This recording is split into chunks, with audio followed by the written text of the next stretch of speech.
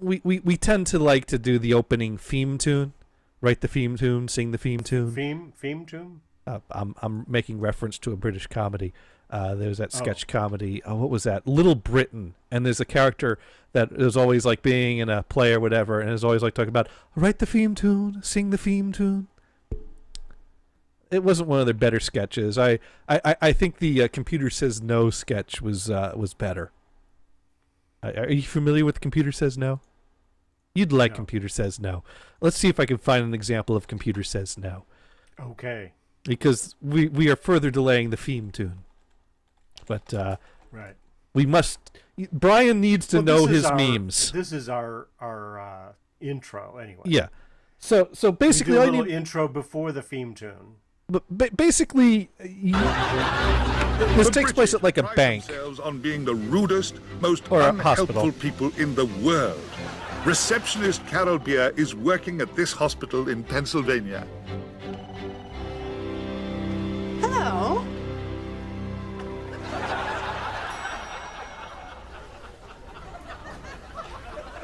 This is my daughter.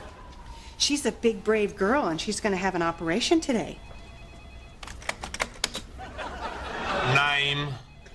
Tell the nice lady your name. Danielle. Danielle Watts. Danielle Lloyd. Age? Nearly 6. You're 5. Yes. We'll say 5 then. Address? Where do you live? With Mommy and Daddy. 1772 Lincoln Road. We got there. Putting your details in now. Danielle's going to have her tonsils removed. I've got her down for a double hip replacement. Oh, no, well, there must be some kind of mistake. Computer says no. Well, that must be some other Danielle Lloyd. Computer says no. There's only one Danielle Lloyd on the system. Do you want the double hip replacement or not? No, clearly she doesn't need it. Well, she may do in the future. Look, we saw Dr. Phillips last week, and she definitely has an appointment for today to have her tonsils removed. Computer says no. Well, could you speak with somebody? I could, but... Well, thank you so much. You've been just great. Oh, could I borrow a moment of your time to fill out the customer service questionnaire? Would you say that I've been A, very helpful, B, extremely helpful, or C, fucking helpful? So there you go. Computer Says No. That's it. That's a common. Computer says no. Computer Says No. That wasn't the typical one. At my local bank, I'm permitted to take all the money out of the safe and roll around naked in it. Right, I've done that for you. I will just say, because the funds in your account, you do actually qualify for the Advantage Executive Premier Gold account. Oh, yeah? Yeah. You get your own personal bank. Well, you get the idea. She's really lousy at her job, and then Computer Says No. Although most of the sketches ended with her just doing kind of an abrupt cough in their face to kind of like indicate like move along now. That's what was lacking from the one I picked out. But so yeah, that's a great catch. Don't you love it when they're completely not helpful at all, and then they want to switch you into the customer service questionnaire. Yeah. That's, you want me to give you a good review or tell you that you suck at this? Most people are smart enough to know, don't offer this one the review. Either that, the calls are all monitored and there's a little flashy light. Yeah. Right at the end it says, this guy gets the questionnaire. Because they truly want to fire you. Yeah. Man. Anyways, on that note, we should actually open the show, because open the show. That's what we do here. We open the show when I click on the file and nothing happens because the computer says no. Why does the computer say no? I don't know why because it can. Because it can. because someone gave this computer permission to say no to me. You'd think I'd build a computer that could only say yes to me, but I'm not most people. So there we go. Computer says yes. Because once again, we've reached that time of the week where the weekend is over and our living hell begins again. And so we are here at the end of another grueling, awful Monday for that thing we call Insert Title Here. The show that changes names so often we had to put a placeholder in. And this week, the topic is healthcare. Healthcare. Healthcare. How hey, desperate... I got my new Medicare card with the new number. Okay. Since the Social Security number isn't good enough. Well, that's really not supposed to be used for other things. So that, yay? More numbers? More good? And another card to be carrying in your wallet. Because if you've looked at the new numbering system, you go, what the fuck? It's all a random jumble of letters. Most people carry some kind of a card relating to their medical care, so this doesn't seem like that big a deal to me. But I feel your because pain, we're all Brian. turning into card-carrying communists. Well, let's... so, wait. Because you carry a card to get a service that's... How long have we been carrying credit cards for? Or wait... Yeah, but that's the capitalist card. That's the capital... So some the cards... Medicare card is a government card. Oh, by the way, there was a day It's where a social program. There was a day where the conservatives actually didn't want us to carry this ID card and what have you. You know, because, someone's going to have the number 666, and we can't have that. That would be wrong. Well, you just skip to be that. identified by the government. But, of course, conservatives don't think that anymore. They think that'll keep you out of the country, which, of course, it's not doesn't work. Well... If all else fails, just throw children in cages, and that solves the problem, right? There you go. There we go. That's There we right. go. Our U.S. government at work. What That's Okay, so let's get back to healthcare. Healthcare, yeah, because we do provide Otherwise, the kids. we won't be smiling anymore. No. Oh. We'll be. What could make you smile more? I mean, obviously, someone's smiling about this opportunity because it's back by popular demand. Yes. This is the point we've reached in our country that people are so desperate for health care that they'll go to whatever means to get it. And I'm driving to the flea market yesterday morning. Because you can get great health care at the flea market. No, this was on the way to the flea market. I found this. On the way, yes. On the way to the flea market, I found a great healthcare option, and it was one of these things that Kristen had to do a double take, and eyes on the road, so I didn't see this. Kristen caught this for me. I might have to go back and get a picture for verification, but there's a car wash we pass on the way there, and if I was smart, I would have queued up the car wash theme soundtrack. From did I put that in C for car or R for rose? I think I put it in R for rose. So let's go to R, because as we all know, Rose Royce did most of the soundtrack for Car Wash. So yes, we were driving past the car wash, funky music and all. Because nothing says car wash like funky guitar. And they got this nice sign up in front of the car wash. Back by popular demand. A free prostate exam with your car wash. Sweet. Is that performed by the car wash technicians? Yes. Do we got someone with a sponge in one hand and a glove on the other? Is that how that works? Is this the state we've reached when it comes to healthcare in this country? That we're taking free prostate exams at car washes, that we're that desperate for healthcare. Is that not only that's almost as good as you go to the bank, you open up an account, and they give you a free gun. Yeah, we've all watched the Michael Moore movies. We know about the free gun with the checking account. Right. But it's the same idea, right? No, because people like guns. Yes, right. And people like prostate. People- Oh, wait a second. Now, Brian, you Hey, just, it's the most fun you can have at a $20 copay. well, you didn't even get the prostate exam for your $20 copay. Brian here. I just Tell your went to the story, doctor. Brian. That's right. I just went to the doctor, and guess what? I did not get the prostate exam. So where the hell did my $20 copay go to? So $20, and they didn't even stick a finger up your bum. That's correct. Bummer. I suppose Literally, that actually fits. Bummer, that, right? well, that was not a bummer. I think was the point of that. But if they didn't even give you the finger up the bum, then the reach around was flat out of the question. Huh? Venison replied on the twits. On the twits, yes. Yeah, Okay. yeah. And he said, "Good, good. Love to Okay. try again." Good. You know what? Because we I need hate to to tell. interrupt a good story like a prostate exam discussion. Venison's reaching that age, and I think he needs to know about these offers. We need to find out if he's been to his local car wash lately.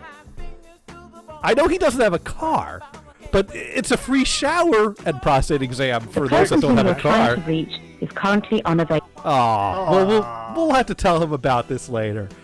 So, the We thing thought is, that was a perfect segue to bring in venison.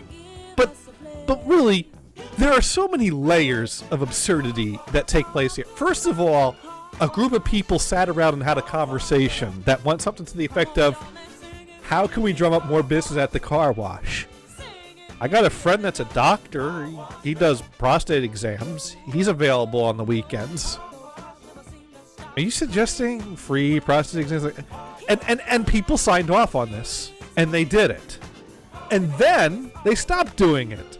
And then people demanded they bring it back.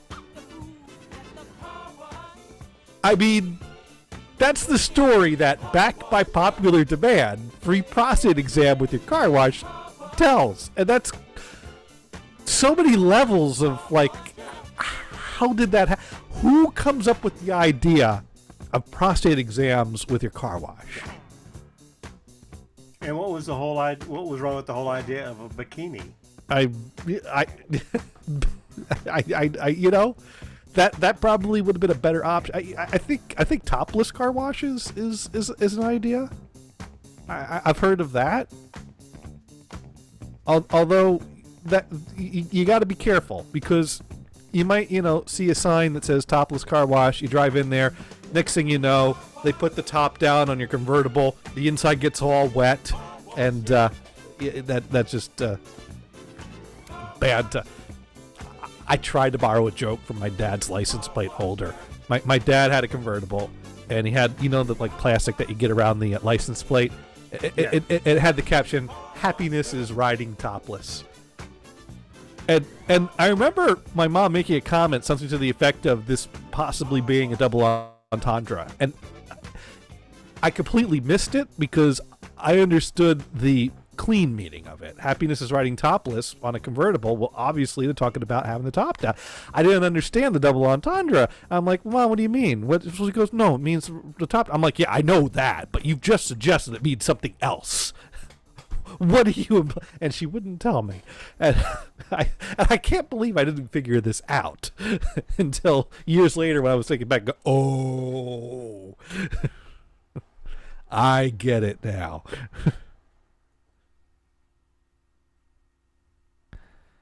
Anyways, so that's a new way to get health care. I just tweeted Venison about get on the Skype. Yeah, usually he's telling us to get on the Skype. Now I'm telling him to get on the Skype. Yeah, what's the deal? Be there in a couple, delivering food to a neighbor. Ah, there you go. Oh. Anyways, yeah. So, Brian, you got nothing for your $20 copay, but, I have to think, if this offer is good at one car wash, it's got to be good at all car wash. I think you need to go to your local car wash and go, hey, my doctor didn't give me a prostate exam, but my friend said that he was, saw that car washes were offering them. Sure. Is that offer good here? Yeah, sure. You should go ask. Actually, you find the picture. You got to get that picture. Get the picture. put it on Skype so I can have it, so I can show my. So you can prove that you're not an insane old guy. This really That's right. exists. That's right. I gotta drive out there and take a picture. Oh man, I should have taken a picture on my way back from the flea market. Sometimes you just have to take things slower and smell the roses. Yeah. Or look for the jokes, whatever. Smell the roses, look for the jokes, or take advantage of the free prostate exam options that are out there. Right. You know, I remember there was a series of commercials around the holidays one year that were recommending that a good holiday gift for your significant other was to get them a prostate exam or a Pap smear, because these are things that your loved ones you should do for your loved ones, Sure. and your loved one should want you to do. I'm not. There was. Let's see if I can find this. I'm now Googling Pap smear commercial, which is the oddest Google that I think anyone has ever. It just did not bring up what I was looking for. All right, let's now. Here we go. Here is the commercial. Here's the Hanukkah version, and Want to do something special for your woman this Hanukkah? Schedule her Pap smear. Just a schmear could save her life. Give the gift that will light up her menorah. This actually aired on TV several times. All right. Is that, you know, once again, this is where this is how desperate we are for healthcare, that now, you know, Pap smear is an acceptable Hanukkah gift. I don't know much about Hanukkah, but I know enough to know, don't get your significant other a Pap smear.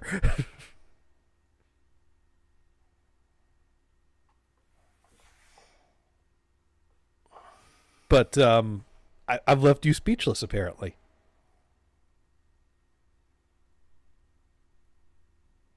Well, it's either that or that poo-pourri stuff.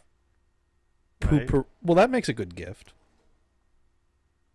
Well, yeah, I don't. see. I mean, it depends on how you look at it. Well, I mean, the thing is, Some people will like it. Some people will go, "That's gross." Well, let's see.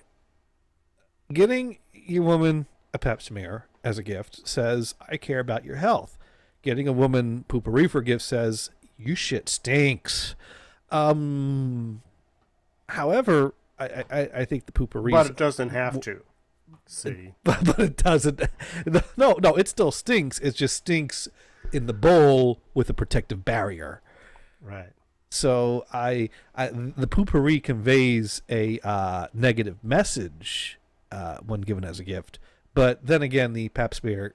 But the ads are hilarious, so there's nothing negative there. Oh, there you go. No. You have to watch the ads for this. No. Of course, yes. Yes. You'll understand my gift better when you see that it's funny.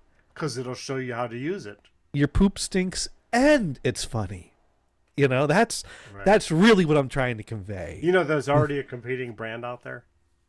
There's I forget the name, but it's a similar brand name. There is a Concept competing. is the same. Poopery now has a competitor. Yes. That is gaining ground on them. Well, Bitter I rivals. I saw it in a store. Okay, so Poopery's but going not by. as cool as that FedEx Office thing that I sent you. Yes, I tend to not click only on do they things have that. great music on hold, but they have the Bob Ross pop thing, whatever it's called. I saw the Bob Ross thing, but I didn't hear about the. FedEx had that. I see. Well, Yeah, no, the FedEx because Office. But UPS had the better hold music. The FedEx hold music had the announcements interrupting. Ooh, I got that wrong. You Holy got crap. it. Yes. No, FedEx had the kind of smooth jazz guitar thing, whereas the UPS had the driving beat loop. That was Well, but jazz is cool. yeah, It's just but that not everybody likes it.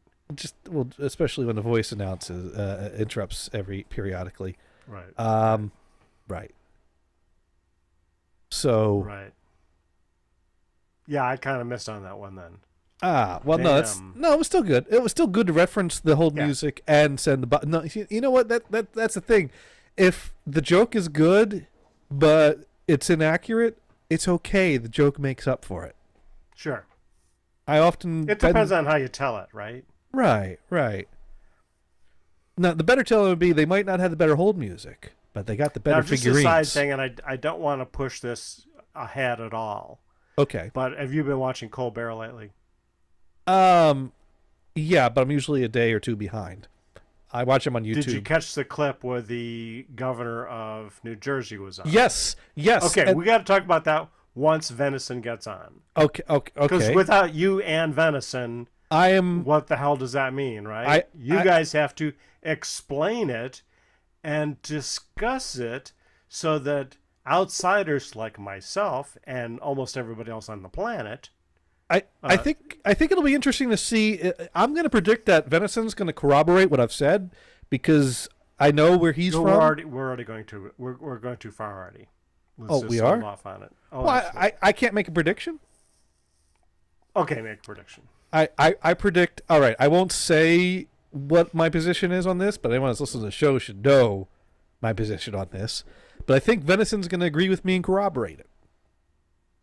All right.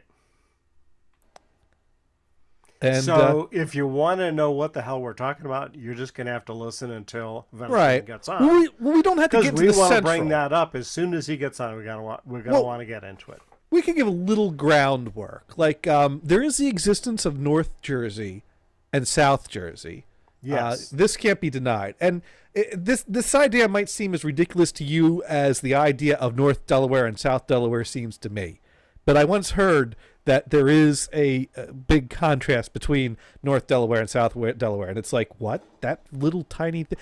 New Jersey's a small state compared to like Texas, California, or any other state that's not in the North. Well, heck, in fact, what's in the category of sizes of states, that's pretty close to the bottom, isn't it? It probably would be. It's not the smallest, obviously. But I it's mean, also... Okay, so you got Rhode Island, you got Delaware, you got Connecticut. Yeah. New Jersey is what, 4, 5, 6, or 7? Something like that. New Hampshire and Vermont, I think, are also smaller than New Jersey. Yeah. But, a lot of the eastern states are small. So Rhode Island, Connecticut. Now, when you look at Massachusetts, of course, there is a difference between eastern Massachusetts, where Boston is and all the politics going on, whatever, and western Massachusetts. The poor people in western Massachusetts think they're ignored. And the truth of the matter is, yeah, they are. Yeah. But they have the Berkshires. So why the hell not, right? But New Jersey, you see, you got North Jersey's close to New York and South Jersey's close to Philadelphia. So you kind of have a New York vibe versus a Philly vibe thing going on there when it comes to North versus South. Of course, Nantucket wanted to leave the state of Massachusetts. Okay. I think periodically they bring that up, but who cares? Yeah. Right? Who cares? We're not going to let you have it because everybody has to vote on whether you can leave or not, and we're just not going to. We're just not going to care. I mean, topics of changes that will never happen come up from time to time. Sure. Like I think there was a group of states that was talking about switching from Eastern time to Atlantic time. Yeah. And and it's one of those things that every time it comes up, oh, they're really thinking about it. I'm like, I've been talking about that. Never heard that. Living in Maine, I heard it come up a few times that Maine would think about going to Atlantic time because they are the furthest east state.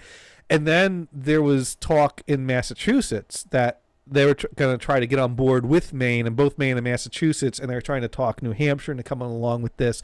And I think it was like they're trying to get a group of New England states together that would all go on Atlantic time. Yeah, because you don't want to be by yourself unless you're Arizona. Well, here's of course, the in thing. Arizona, you're probably an idiot. Well, what it was is not to insult anybody from Arizona. Here, and the reason why Massachusetts wanted to go on Atlantic time is because it's not that they wanted to get rid of Eastern time, it's that they wanted to get rid of daylight savings time, but actually they wanted to do the opposite of that. They wanted to opt into daylight savings time year round. But daylight savings time is only something you can opt out of. You can't opt into it and hold to it year round. So really, and why not? Well, just do it. Well, then you become Atlantic time. Right. You Right. can't. It's kind of like if you're in the key of if you're in the key of G, you don't play a G flat. You play an F sharp. Right. Because they're not the same thing. So you can't opt into daylight savings time year round. You can opt out of daylight savings time and change your time zone. But changing a time zone is kind of a bigger challenge than opting out of daylight savings time. Right. So it's all about the technically correct way to get the desired results. What they really want to do is do daylight savings time year round. What you can legally do is change your time zone to have the same effect. Right. And I wasn't trying to transition into the music topic, but that is the analogy that came to mind. That was just kind of a slip in there. Yeah, no, we are going to talk about something we totally want to talk about. I do want to talk about music and tuning. How did we get on the topic of tunings? I know it's something that's been on my mind lately. Yeah. Well, I was kind of doing reading on it, and you were mentioning it, whatever. Yeah. And I was down at my folks' house, and I got this really cool book. The Pocket Music Dictionary. By Lewis C. Elson. Does that include the names of composers in there, or is it just strictly musical terms? I think he has a bigger book that has the composers. Okay. Oh, noted names and music. Oh, there you go. It does. It does. How current? Paul McCartney is not going to be in here. Oh, okay, so it doesn't go that current, but is Karl-Heinz Stockhausen in there? When was he born? He was born in. I'm getting a call. Yay. Hello. My Skype is on.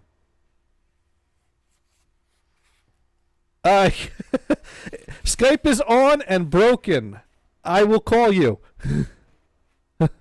Bye-bye. I'm sorry, what? All right, bye-bye. That was Dune telling me to... Oh.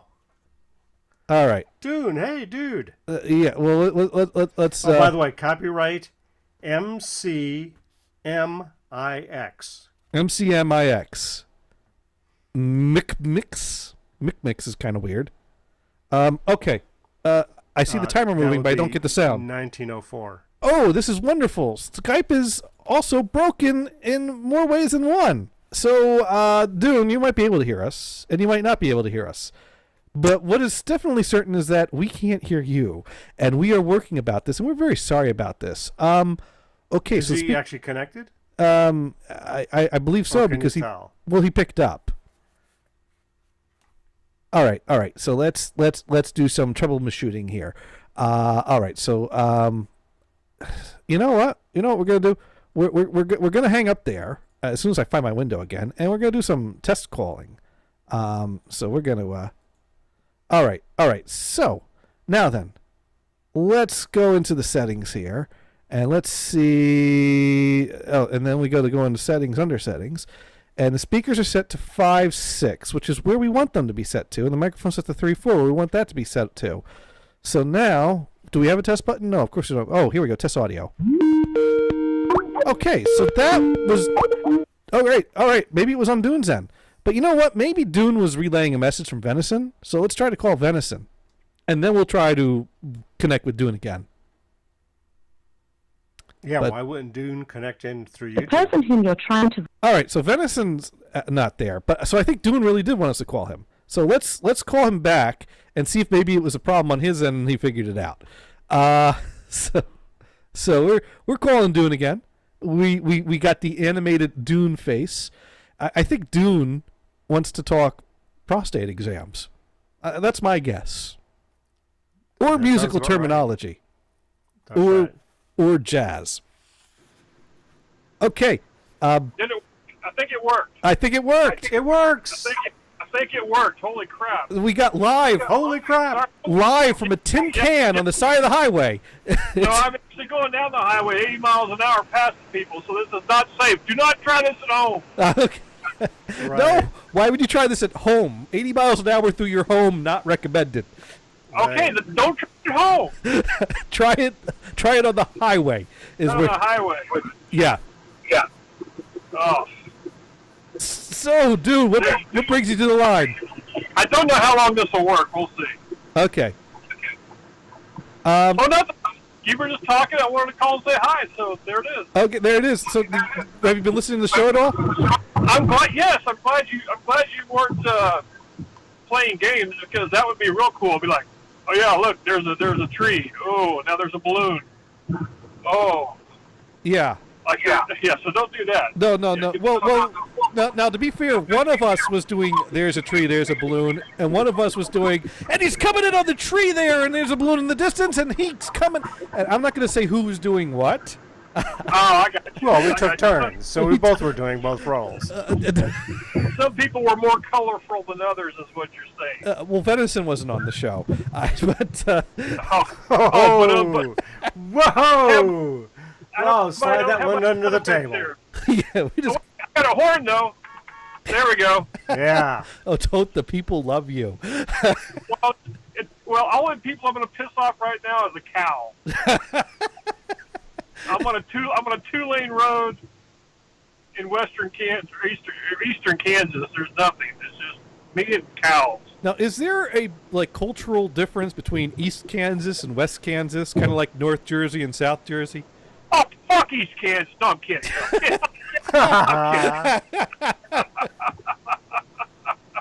No.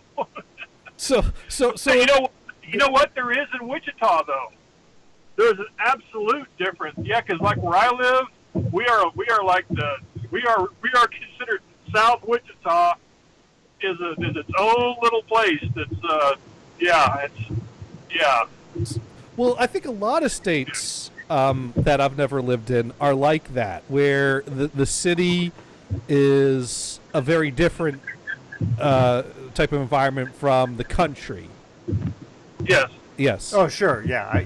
Even California. Well, yeah. Right? It's just that. Forget about one city versus another. I mean, L.A. and San Francisco are completely different. Right. Of course, we send all our politicians to the same place in Sacramento, which is a good idea, I think. Well, I but think splitting up to 3 states is absurd. I'm in favor of sending all your politicians to the same place. I'm just wondering if maybe building that one-way bridge out into the bay might be the better option. Yeah, it could be. Right. It could be. Right. I once saw someone propose a solution to. I don't remember what it was. It's the Snopes article about Route 238, because 238 breaks the rule of interstate highway numbering. And so there were certain solutions to rebrand it as a X80 road, now that there are numbers that are available in the X80 range. But one of them is a road that's got some very negative feelings associated to it, because I guess it was a highway around San Francisco that collapsed in the... Okay. Sorry. I'm going to honk every time I see a cow now. All right. But different Just people... as long as you don't take shots. So No.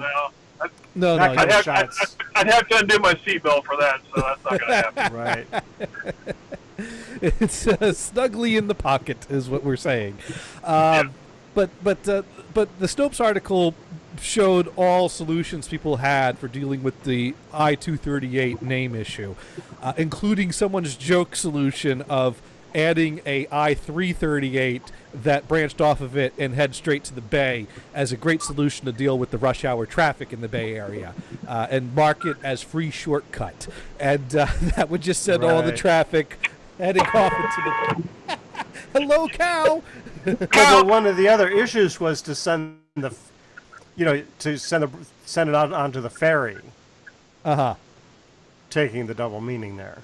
No, there was no problem for a ferry. There was no call for a ferry. This would only require a one-way street.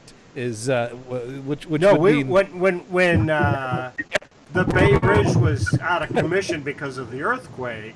Oh yeah. those people were using the San Mateo Bridge, and I was commuting on that bridge at the time, and we were talking about sending people by the ferry.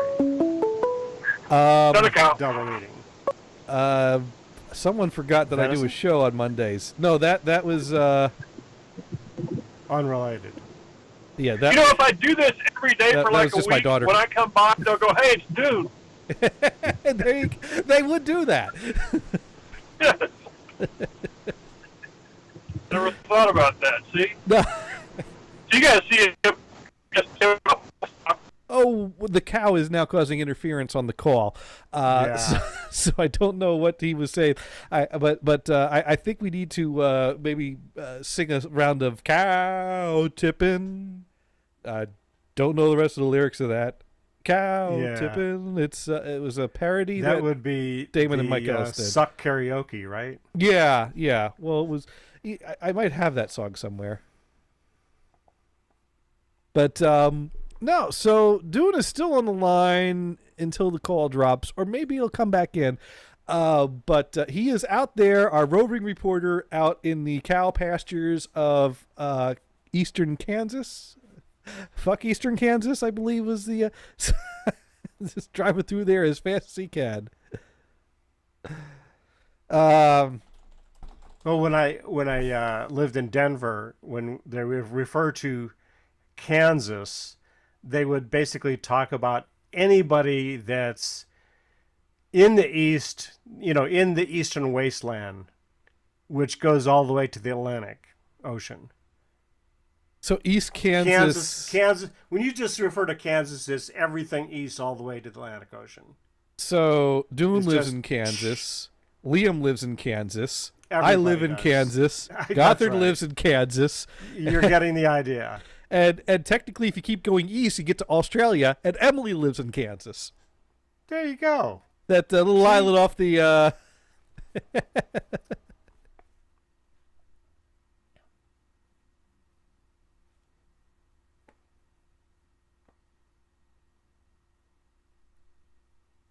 And I just have a situation brewing here that I'm checking in on how urgent it is or is not. I may have to wrap up the show early, depending on. But let's try to talk as much as we can before that is determined. So yeah, we covered prostate exams. We were talking about music. Well, how did we start talking about music in the pre-show? We were mentioning that some notes don't sound exactly right.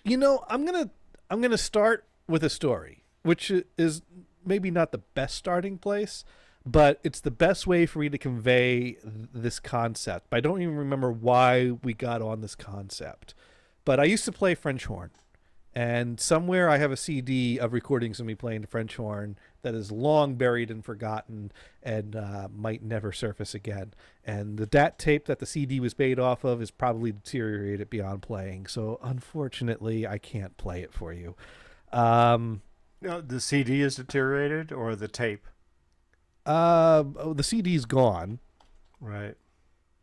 And the tape, DAT tapes don't hold up that well after like 10 years. It's like CD that deteriorates. Speaking of things that suck, I found can it be baked? Can DAT tapes be baked? Digital tape is kind of an all or nothing deal, and it's a different problem. Now I don't know. It might work. I had one of my DAT tapes basically start going, and this was within a few years after I recorded on it. I put it in a player, and it was doing all this digital artifacting. And so I'm like, ooh, man, if that was having problems after a year, I wonder how the other tape I held on to is doing. See, and this is kind of the problem with digital, is that if you're missing some bytes, it just drops out, right? Or even some bits. If you have some corruption, you get garbage. Well, yeah. I mean, when a CD starts feeling, you get you get that type of god awful. I mean, it's not like you get a little distortion. If it's an audio analog, then you get noise, but most everything else works fine. And then you just filter out the noise, right? Yeah.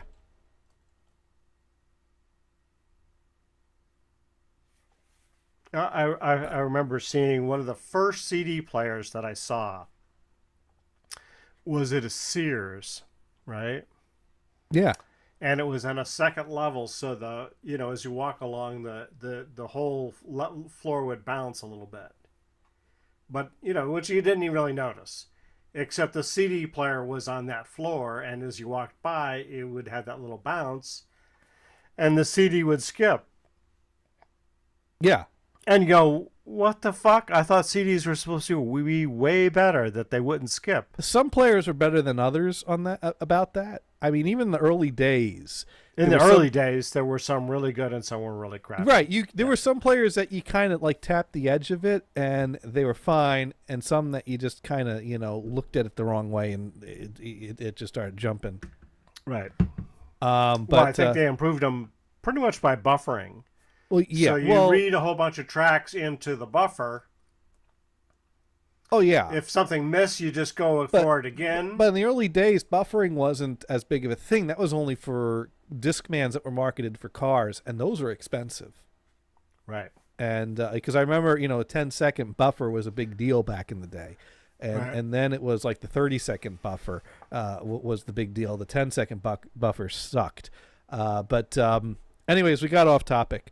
So, yeah, I used to play horn, and I went to this invitational event. There's like region spans, like all state, all country, all whatever. I was never in those. But Rutgers had a invitational honor band event one year. And it was not done by audition. It was done by recommendation. And that's how I ended up being first chair horn and being the one who should have been last chair horn. Somebody really wrote up a nice recommendation. Oh, Sister and they believed it. Sister Dolores could be nice when given the opportunity. And she could be a hell demon when given the opportunity. But so she was a hell demon, huh? To my face. But behind my back, she was nice and had No, really... in this case, with this recommendation, she was being that hell demon. Well, that's not where I was going with it. Okay. She gave me a glowing review, and they were like, well, here's our first chair, and let's give him the spotlight solo that requires hitting a high note way beyond his range. So I had to hit this ba ba ba ba ba ba ba right in front of everyone. Nice. So I managed to get the second chair to agree to support me by kind of coming in alongside me on after the opening bar. I do the do do do ba ba ba ba ba ba do. And then they we're just writing our own arrangement. Well, they joined in with me instead of me just doing it solo, so I had a little help later on. So I started it alone, and then they came in for the part I needed. I actually have a recording of that. I don't have a recording of me on horn solo, but I have a recording of me in an ensemble. That would be in my school band recordings folder. Here we go. The Night Honor Band, Rutgers Invitational.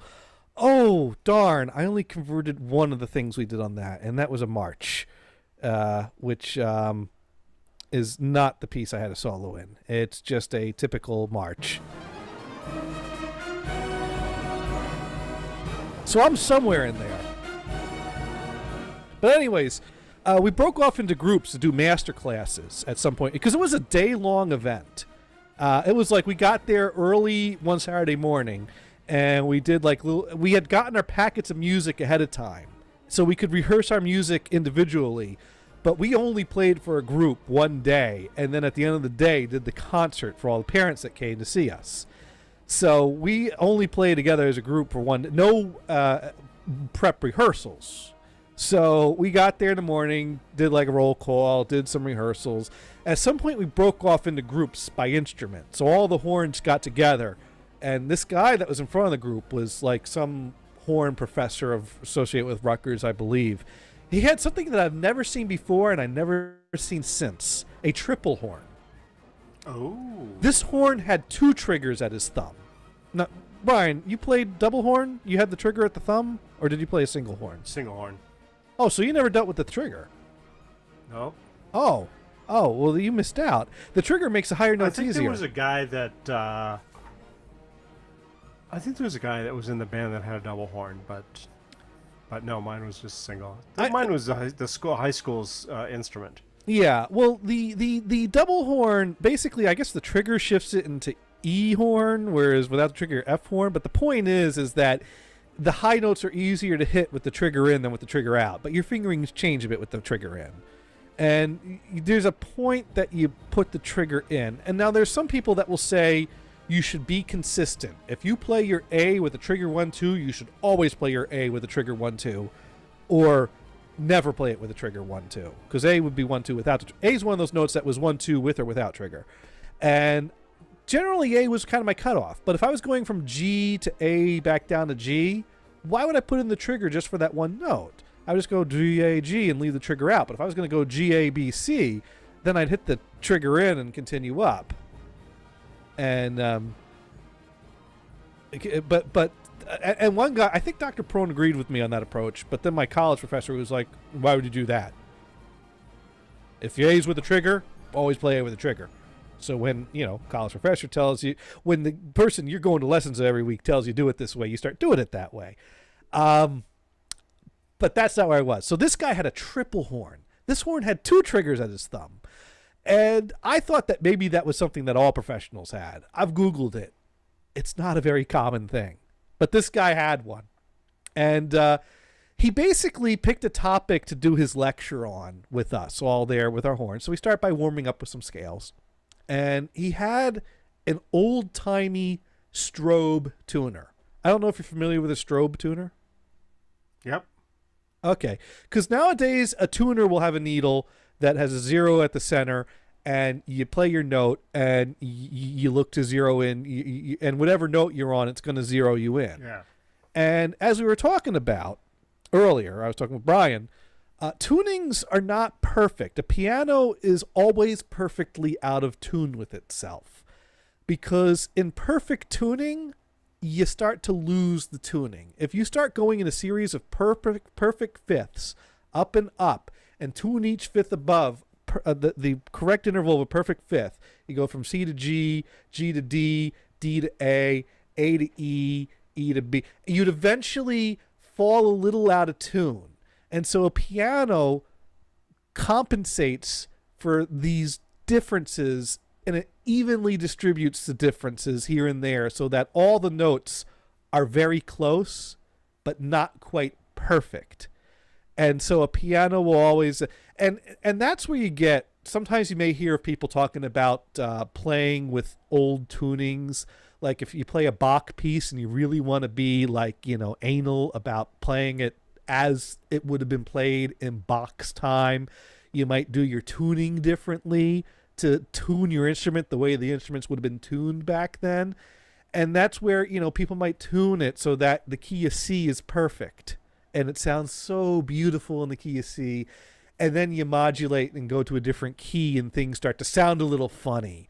Or your high notes start to sound, there's different tunings and different ways that was compensated for until we get to modern times where we just tune a piano to be evenly. And that's generally the accepted way to do it. A strobe tuner has this like pulsing light that you look at. And as you get in tune, you want it to basically stay stationary. But as you go sharp or flat, you kind of see the pulses moving forward or backward. It's kind of like the lines on the edge of a turntable that has a light shining on it so that you can adjust it to be perfectly at 33 1/3. And I realize my analogy is about just as obscure as the reference I'm making here to the listening audience. But I'm following you. You're following. Yeah, because I had, someplace around here, I have a turntable with that little strobe thing. Right. So you use the strobe. And when I was in high school, we had a strobe tuner. Right. Now, the strobe tuner, you have to set it to what key you're in. Right. And that's the thing. You set it for what note you're tuning to. And if you have it set wrong, it's going to tune you wrong because it's not making the proper adjustments for the note that you're playing. Well, the modern electronic tuner with the needle. Right. In fact, it brags about being achromatic. Right. Whereas the strobe tuner, you got to set it for the note you're playing. And so he brought this out because if you're playing an E in the context of a C chord and you're the third of the chord, you might not want to play the E perfectly to a piano.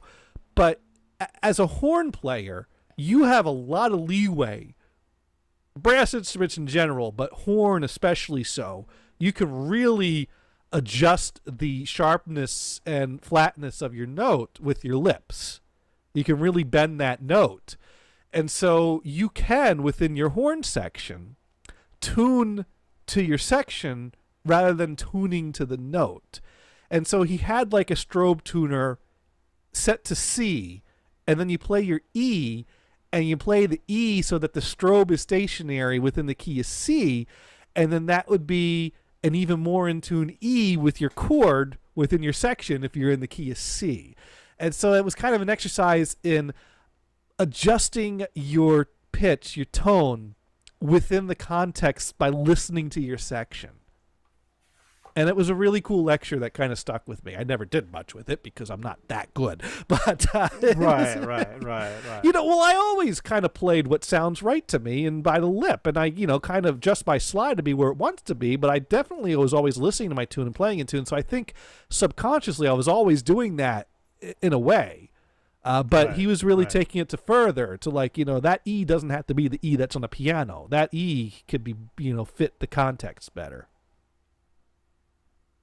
So, yeah, that was the story that came to mind when we were talking about tunings earlier. But I don't even remember why we got into tunings. We were talking about something else. We'll start and with the Led analogy Zeppelin. was tuning. Yeah. Well, we were talking about drums and rhythm. But I don't know how we got from that to tuning. We might have to go back and play the recording. Yeah. Wasn't that pre-show? Well, I start rolling from the start. Oh, so you can take any old embarrassing clip from the pre-show, right? It's just put it out there. In this case, it would be an hour of me ranting about how much I hate my job. So I can't do I don't much. think that's going to show up. No. I don't think so. Well, maybe that will be my resignation letter. Hit play. Right. I hate this job. Stuff it. Stuff it. Right. Edited to the. It's interesting when you get emotional. You're hitting your desk and the camera is rocking all over the place. Is there an earthquake in the East Coast? The thing is, I'm not even hitting the desk. I'm rocking the chair, which is rocking the floor, which is wobbling the desk. So it is an earthquake. It is because the whole room is shaking. I guess so. Yes. I guess you would have a point there. When we see pictures falling off the wall, we'll know there is a real earthquake going on. Yeah. Well, I'm really disappointed that we still have no venison, because we got to talk about Jersey. We should try him again. We should try him again. It's a very important topic. It is. We got to talk about Jersey. We could end up going to Led Zeppelin. We could. And Venison probably doesn't want to miss Led Zeppelin, but he might, because if Venison don't answer, we're going to Zeppelin. And we'll come back to Jersey hopefully later. Oh, so you can take any old... I can take any old and the audio cuts. Right. In this case, it would be an hour of me ranting about how much I hate my... Thank you, Venison. You need to turn off the stream. So Venison's turned off the stream and his mic, apparently now. But he is still on the line. The clock says so. But we're just waiting for him to fix his audio. So I think he was jumping in on how I could You're looping me back. Loop back. Loop back. Echo. But I don't. Now here's the thing. He said it so that it loops me back, and I can't hear him. So no mic, all me. This is like the best Skype call I've ever been on.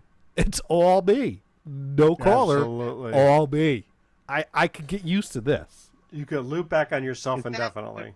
Oh, hey, I think I heard a sound of venison. Are you sure? Yeah, I am sure. Yeah. Because you're either sure or unsure. Sure. Unsure. Yeah. Yeah.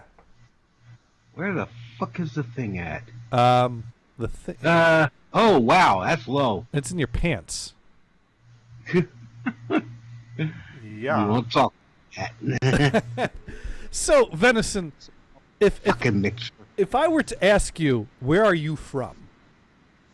Not where do you live, where are you from? What would your answer be? I'm from New Jersey. Where from Jersey?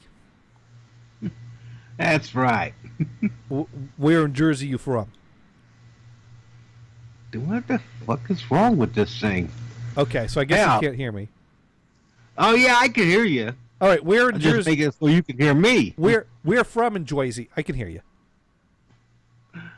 I'm from Central Jersey. There we go. Central Jersey. Central Jersey. Yes. Yes. That's right. There is such a place. We're split in 3 parts. I predicted North, Central, right. and South. I said he would corroborate what I said, which is that there is a Central Jersey, and we is from it. Right I'm from Central Jersey. On. Yeah, I've been waiting since watching Colbert and the governor of New Jersey to see where you guys were at, and I got the answer. When you talking about that. We've always known that Central Jersey exists, and we know that because we're from Central Jersey. And also, the North and South terminologies are both acceptable. Sorry, go ahead, Venison. Blocks from the Central Jersey Railroad. Okay.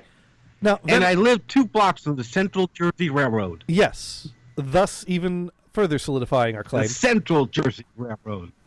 Now, Venison, what is the name of the breakfast meat that goes on a roll with egg and cheese? The breakfast meat?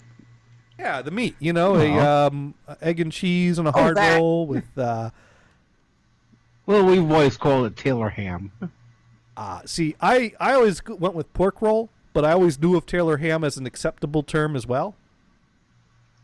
Mm-hmm. Oh. And I can't find it out here. Now, you won't. You'll need to make sure to stock up next time you visit home. Now, the long sandwich with lunch meat on it, what is that called? Oh, hell, that's a sub. Now, I always called it a hoagie, but my mom's originally from Philly, so that's the South Jersey term. But I'm familiar. No, that's all Jersey term. Wait, sub or hoagie? Sub. No. That's wrong. When you go around, when you drive around here, you're looking for something to eat. It says sub shop, not hoagie shop. Yeah, but apparently it's more commonly referred to as a hoagie in South Jersey. I think both terminologies have worked their way into Central Jersey.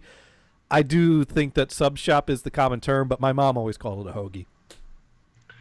Yeah, I've never heard it called hoagie up here. Up there, rather. No. Well, like I said, my mom originally from Philly, so she kept the Philly terminology of hoagie, and that rubbed off on me. So, but yeah, I think in general both North and South Jersey terms are acceptable in Central Jersey. So, if you're on the New Jersey side of the border in the Philadelphia area, are you north, south, or central? South. You're south. I see. Philly. Because I worked with a guy in Denver that was from, the Jersey side of Philadelphia. Okay. You kind of go, is this guy really from Philly or is he from New Jersey? He's from South Jersey. Yeah, from South Jersey. Okay, gotcha. Yeah. Okay. But then again, South Jersey goes deeper than that because you got like what Vineland, you got like Cape May, you got like a whole bunch of nothing that's down there too. But the beach also. Well, yeah. Right now, is your dad's shore property? Is that South Jersey? That's the shore. I don't think that really falls. Or is that another? Yeah, is that another direction? No speakers. Uh-oh. Let me take a look geographically speaking how that falls on the map. But that would definitely be falling into the south half of the state. So yeah, that's South Jersey. But people that have property there, are they coming from North Jersey to go to the shore? In other words, people from the north going south? Or is it more people from the south that live there year round, or from other parts of the South that go to the shore. Well, you got the Bennies coming in from New York. The Bennies? Yeah, the Bennies. But yeah, I think there's people from all over. But there's probably a lot of people from north coming down to the shore. There's more vacation houses than year-rounders, I would think. Okay, so one of the problems I have with splitting up California to 3 states is that central coastal state, the small one, goes from Monterey County south to LA. And when I look at Monterey County, I gotta I lost myself. These I'll people be right back. don't want anything to do with LA. They will be more inclined to be rather with the Bay Area. Yeah, that doesn't make much sense to put Monterey in with L.A. Yeah, why would they care? I mean, I can see Santa Barbara going with L.A., but when you go north of even San Luis Obispo, they kind of go, why do we want to be with L.A.? Okay, San Francisco's even further. Yeah, I get that, but well, I guess if you really want to, then you got these people that are Central Coast. They're Central Coast. They're totally into being in the Central Coast. And that goes from, north of Santa Barbara all the way up to Santa Cruz. So maybe we need to get northeast side states going on there and split you up into like 20 places. Exactly. If do it at all. Yeah. Because a lot of people are going to have to vote on this, and they're not going to know what the hell is this about. Yeah. So just vote no. You just don't want any change. That's right. I'm kind of like the way things are. You were against Collexit. You were so against Collexit that you wanted to start stringing people up on the the noose. That's on right. The gallows. That's right. But the 3-state, you're a little softer on that. You're not talking gallows for this one. You're Right. just When was the talking, last time we had a split up? Well, let's see. The last 2 states were acquisitions, so there was no splits involved there. What was the 48th state? Well, you had Alaska and Hawaii, but they right. Those are 40. 40. Right, they're 49th, they're 50th. Their acquisition. So what is? What was 48? 48th state. Right. Before, but Arizona would be the 48th state. But they didn't split up from New Mexico and Arizona.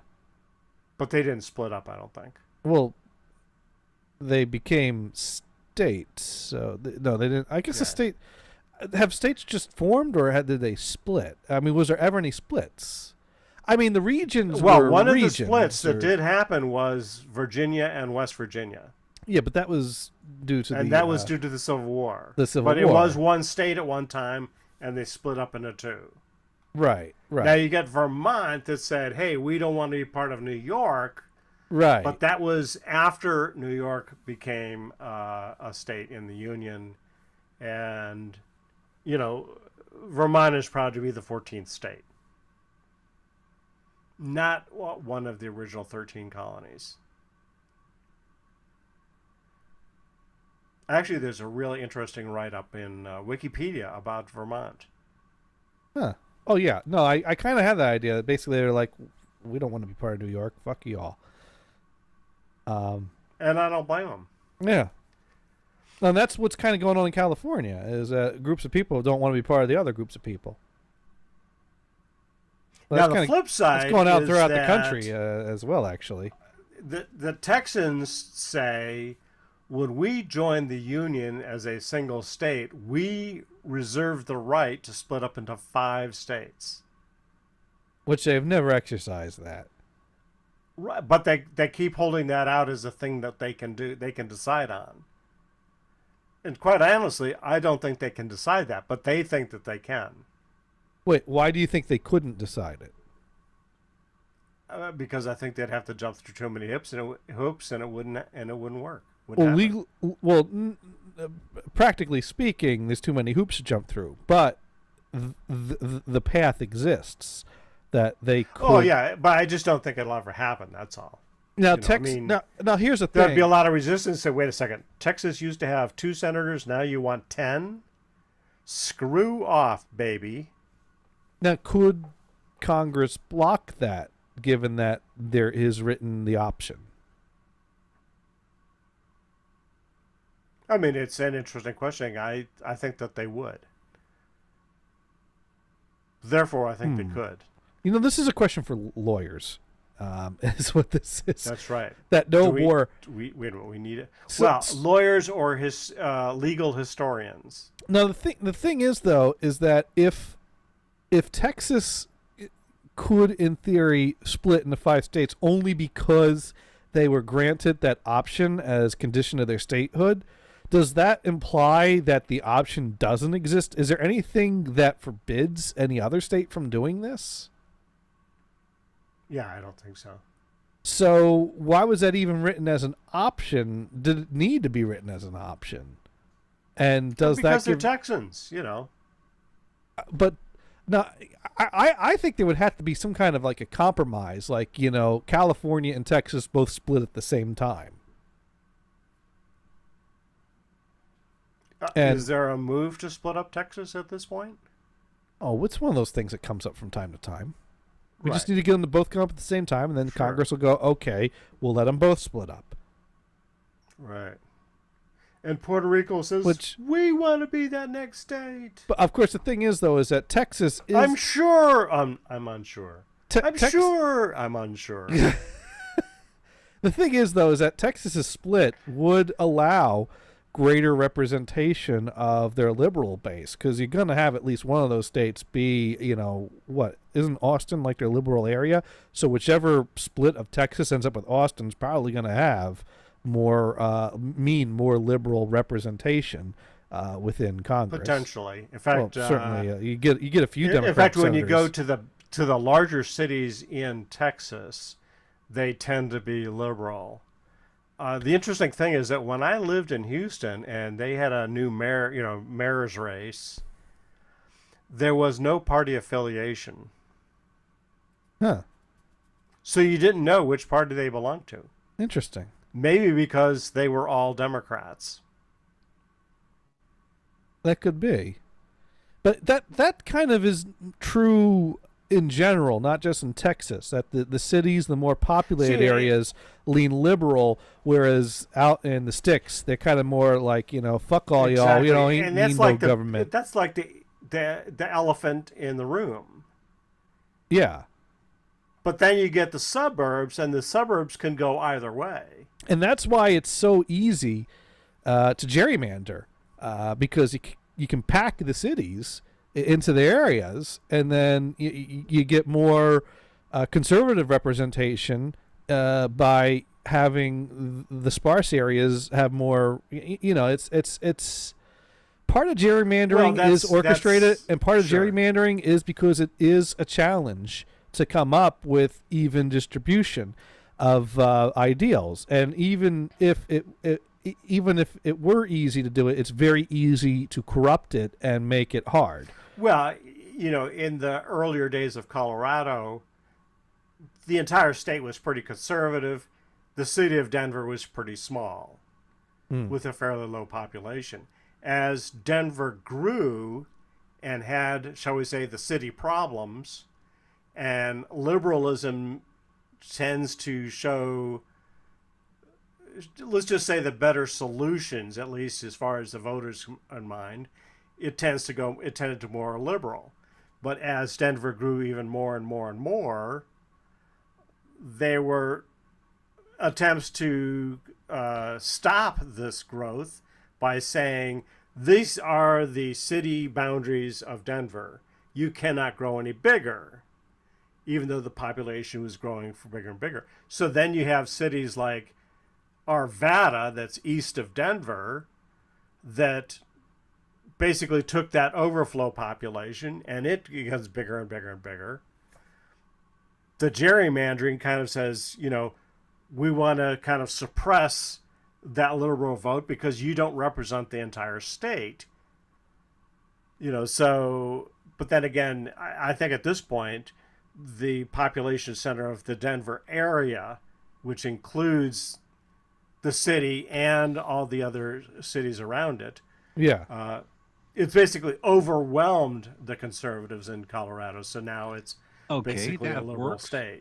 Yeah, well, but I mean, we have a serious gerrymandering problem in this country. I mean, when the popular vote wins by 3 million votes, and the House of Representatives, which is done by population, is in a very much a majority of the opposite party, that suggests that something has gone seriously wrong. Sure. I mean, the Electoral College may have resulted in Trump's winning by that measure, which is, a gross distortion of democracy. But just having a popular vote go 3 million one direction and the representation going overwhelmingly in the other direction shows that something has gone seriously wrong, and there is no democracy in this country. But see, California had solved the gerrymandering problem by taking the whole redistricting thing and saying, hey, guess what? We're taking it out of the hands of the politicians and the political parties so that they can do it right. Right, but whose hands does it go in? It's not going to be perfect. Right. No, I was in favor of that, and Sure. I'm glad to see that, but it still raises very many questions of whose hands is it going in, and how are they going about this? I mean, in reality, you want to have a computer model that does things to allow an even distribution, to allow equal representation of all ideals. And I don't playing solitaire. And well, that's one way to do it. And speaking of solitaire, we have Venison back on the line with his pork roll, egg, and cheese. Yeah. Damn Skype. Yeah. And actually, we're going to go into the music portion of the show. And I don't mean boring tuning conversation. We're going to go to the popular music portion of the show. One last thing. God. One last thing about Yeah? On this New Jersey question, and I tweeted this to Colbert and the governor. Okay. Those guys did not bring up New Jersey pizza. What the hell is wrong with that guy? I think it's more considered a New York thing, but yeah, they really should have. What did you just say? I know. For years you've been telling me it's New Jersey pizza. Well, I think New Jersey took the great popular concept of New York pizza and escalated it just a step for the ultimate imperfection. My theory's not a popular theory, but that's my theory. No. Jersey pizza has always been the way it has been, and been that way for decades. But New York pizza is the brand that is recognized nationwide. But we all know that New Jersey. No. It's not a brand; it's a style. But we all know that New Jersey perfected it. Yeah. But I mean, if you're looking at a New Jersey pizza, you're looking at something that's a New York style because that's what everybody recognizes. But it could still be New Jersey's thing. No problem with that. So we use prime ingredients. None of that, squares of mozzarella on the bed of tomato paste. No. Mozzarella all the way around. So, way back in 1969. 1969. There was what a great year. There were a group of musicians out there in merry old England that were, after putting together a highly successful first album and having a very surprising, a group of musicians had a contract to fulfill, and they put together a band to finish off these gigs under the that were supposed to be done by the New Yardbirds or something, and they figured, well, this is going to go down like a lead balloon, and that is how Led Zeppelin was born. And by their surprise, it went over a bit better than a lead balloon. And but at the same time, they were jumping into the market basically just before the Beatles broke up. Yeah. So timing is everything. Well, heck, this is their second album we're going into, and this is 1969. I think the Beatles are just wrapping up at this point. So there's at least a good solid year of overlap. Sure. But you've got to be in place before you became the new king, right? And the weird thing is, when I first heard Led Zeppelin around that time, I didn't think too much of them. until years later. Interesting. So Led Zeppelin became a favorite. So 1969, Led Zeppelin is someone's pulling into my driveway. Who are you? What are you doing there? I never heard that song before. Oh, they're backing out. No, literally someone was pulling into my driveway.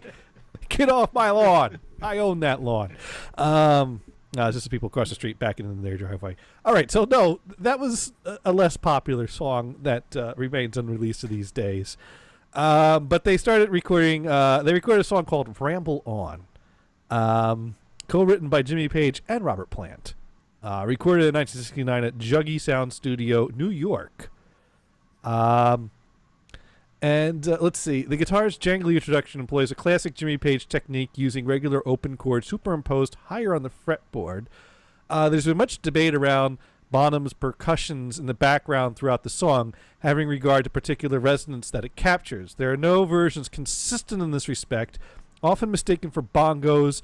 Some said of a small plastic bin for a waist played on the hands from the side to side of the bottom. Others about the sticks on his drum kit vinyl seat pad, or even the soles of the shoes he wore during the recording session, and so rhythmically beaten with his drumsticks. The book John Bonham, A Thunder of Drums, reports instead of a hard case for guitar on which Bonham improvised percussion background with bare hands. The song also serves as an illustration of the tight interplay between bassist John Paul Jones and drummer John Bonham. Now, here's the thing. A bootleg came out some years ago of recordings from Led Zeppelin 2, and it was on a set of CDs, and so it included and these songs were recorded using 8-track technology. So there's less tracks for us to dig into than Bohemian Rhapsody. And I'm going to go ahead and screen share my session that's up here. And as you can see, I've laid this out into 9 tracks. I only had to spread this out into 9. And that's because track 8 of the session is shared between backup vocals and a guitar overdub. And so up here on track 7 of my session, I put the guitar overdubs that were on track 8. And the reason I put them up here is because they complement the guitar overdubs that are on track 6. So they work well together. And then down here on my track 8 is track 7, that's the lead vocal. And track 9, I put in the vocal overdubs from track 8. So I've... Blue screen.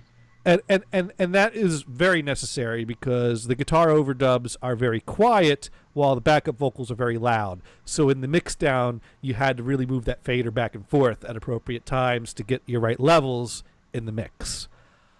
And I'm trying to figure out how the sessions went down by looking at clues on the overdubs.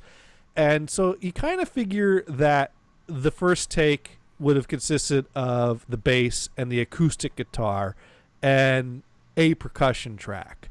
And I don't think the rhythm and the drums were both recorded on the same take. I don't think he went from hitting the case to playing the drums. I think one was recorded first and the other was overdubbed. And I certainly picked up here, if we isolate the drum track, because they did bounce them down to share a pair. And so you kind of hear... You got the rhythm. Okay, so we hear the acoustic guitar going with the padding. So you kind of figure... Now, that could be bleed through on headphones, though, for overdub, or that could be because it was live in the studio when he was doing that. But the padding continues as the drum starts.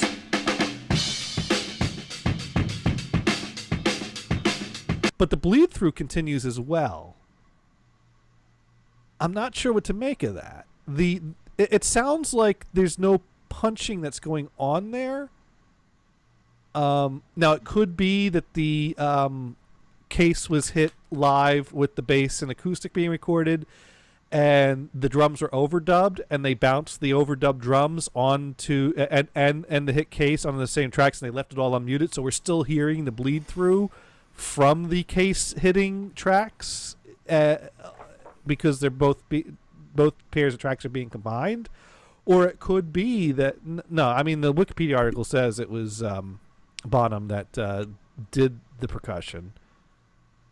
So I'm not quite Either the missing guy screwed up or Bonham is a fine-ass drummer than you think. No. I mean, it was clearly one of these went down live and one of these was overdubbed, but I don't know which. To me, it would make sense. But the overdub would be second, correct? Right. The overdub. See, because I would think that that the line that he put down on the guitar case, if that's what it is, or right, or what the hell, would be your pulse. Would be your pulse bass. So you started with that. So you just lay that down. Okay, we're doing that for 3.5 minutes or whatever the length. And that might have been intended as kind of a a placeholder, but it's also unusual to overdub drums on top of guitars. That's kind of a tricky thing to do. That's not normal either. Yeah, but this is a drum over a drum. No, I mean a real drum over a drumming. Well, yeah, but right? but his case slapping stops. I don't think it continued on, and I don't hear the bleed through fading out. So I can't quite figure out exactly how this was recorded, and Wikipedia doesn't go into the detail how this was recorded. But one of these is probably done live with the bass and the acoustic guitar. I also don't hear a vocal bleed through at any point on these tracks. I would expect that Robert Plant be hanging out with them, so you may as well put down a scratch vocal. But I don't think he put down a scratch vocal because I'm not hearing the bleed through. So I think the first playthrough went something kind of like this, without the drum overdubs.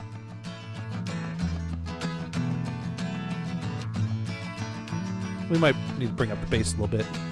And like I said, a little more volume.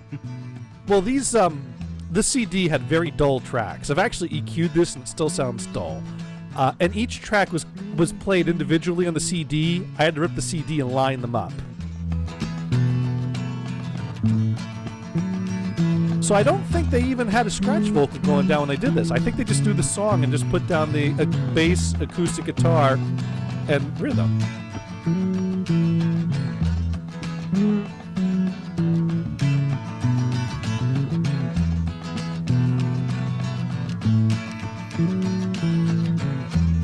And we get to this part here,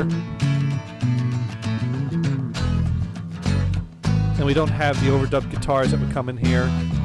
We're just kind of jamming. Now here's where the overdubbed drums come in.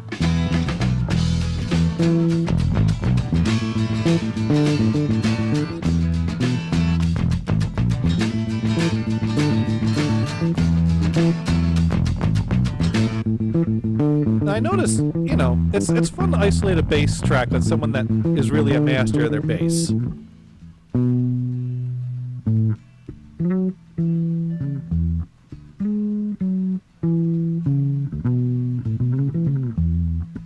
Now this riff he's got to be pretty repetitive with, because it is the riff that really makes the song. But it's when he gets into the other parts that he starts playing with a little more. So if we fast forward a little bit.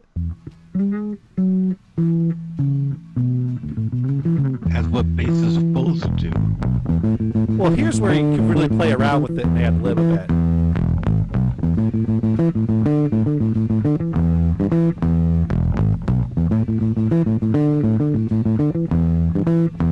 I mean, he's got the basic same thing he's playing around, but there's little variations there.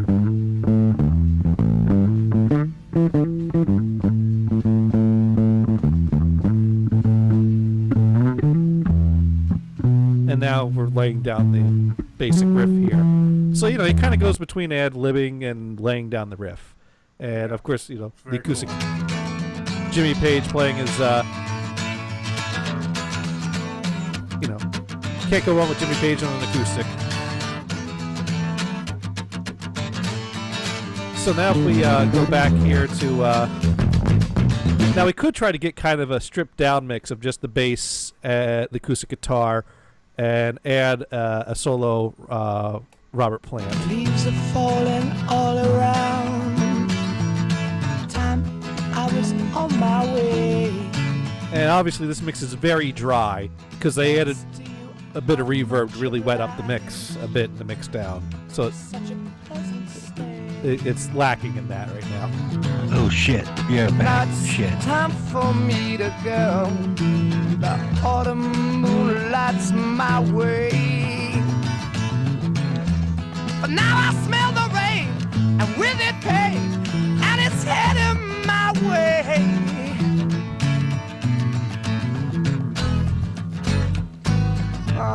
Sometimes I grow so tired, but I know I've got one thing I got to do. I ramble on. And now's the time is now. Sing my song. I'm going round the world, I gotta find my girl on my way. I've been this way 10 years to the day. Ramble on. Find the queen of all my dreams. Now, so you start overdubbing. You put in like a electric guitar part here when it cuts in and rocking. So this is that's certainly going to add some punch and rocking to the mix. I'm going round the world, I gotta find my girl on my way. I've been this way 10 years to the day. Ramble on. And then he doubled the ramble-ons on the vocals. So over here in your track 8, that was split between a guitar overdub and vocal overdub. You get doubling on the ramble-ons. And that kind of brings us to the basic mix that we know for this part. But I know I've got one thing I got to do. Ramble on. And now's the time is now. Sing my song. I'm going round the world, I gotta find my girl on my way. I've been this way 10 years to the day. Ramble on. Find the queen of all my dreams. Now I noticed I edited some portions out of these multi-tracks because I believe there's extraneous noise on the beginning of these tracks. So let's like over here on this guitar track, we got some extra extraneous noise that's not part of the song. So this is a little noodling in the studio that this is obvious. I guess he's warming up, getting ready to do his electric guitar overdub because this don't line up with the song at all. Time I was on my way. Totally Thanks to you. Yeah, no, he's just off in his own little world, getting ready to warm up to do his overdub. So yeah, you got to take that off when you're right. Yeah. There we go. Let's see. I think this clip just has like room sound. Nothing worth listening to there. And over here on the vocal overdub, yeah, just room sound.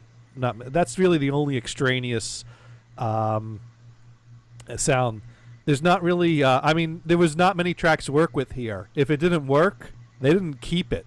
As you can see, they pretty much used up their 8 tracks to its fullest. And this is a pretty simple song. 2 tracks of guitar, a track of bass, a track of acoustic guitar, 2 tracks of guitar overdubs, a vocal track, and a track that's split between guitar overdubs and vocal overdubs. There's not much room for much more here. But 8 tracks was just enough for what they were doing. So it's kind of your average 8-track session. So we get over the beauty of the four-piece band, right? Yeah. Now, one part that's great and iconic here is this guitar overdub includes this little line that we're all familiar with.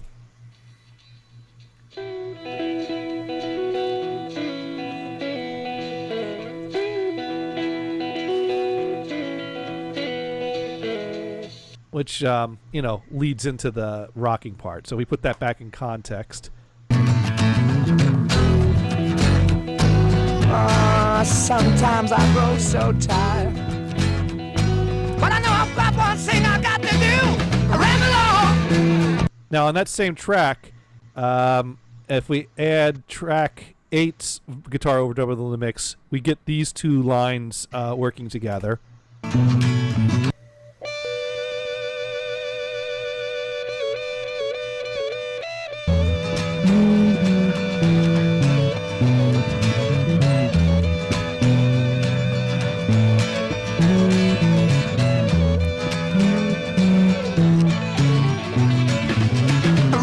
Now we got our basic refrain, which includes our basic set with electric guitar overdubs and doubled vocals.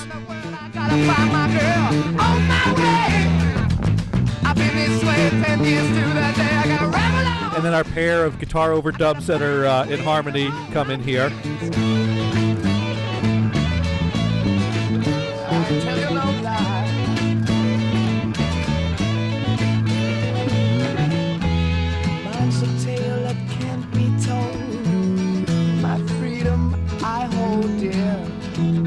So I mean, it's a pretty simple song. Now we could have a little fun listening but to. They add this interesting layer of complexity with these overdubs. They made it fantastic. I mean, it's yeah. Oh yeah. No, they Jimmy Page was good at overdubbing different guitar parts, and I mean only a few overdubs puts together this great layer of parts. And if we want to, we could. But it's not just Jimmy Page; it's also Robert Plant's overdubbing his vocals. So yeah, he's basically his own backup group. Right, and at the end is where that gets a little more complicated. So if you notice at the end, you get these this cacophony of dueling Robert Plants that are each in their own world, and let's listen to those one at a time in the context of the music. Ain't nothing I can do now. I guess I'll keep on rambling. I'm gonna I gotta find my baby. I'm gonna ramble on. I'm gonna sing my song. I'm gonna work my way around the world, baby, baby. Do my baby.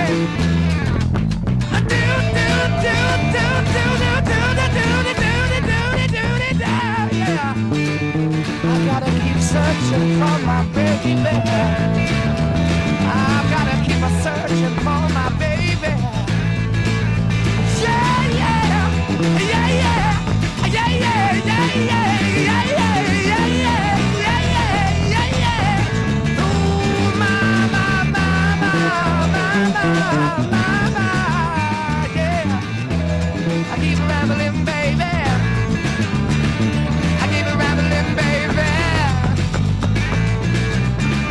I keep rambling, baby, baby, baby, baby, baby, baby, baby, baby. That's all. That's all.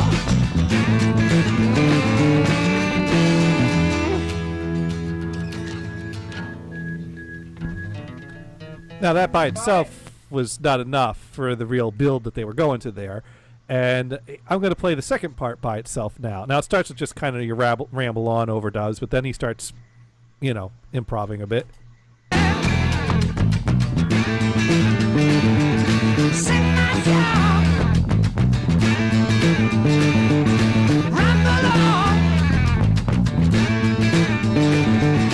Ramble on, yeah. Baby, ramble on, baby.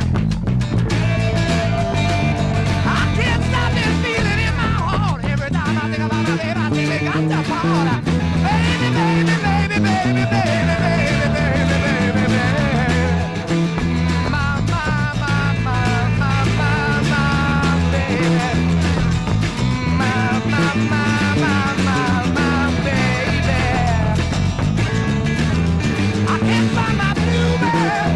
I listen to my bluebird sing, but I can't find my bluebird. Say, keep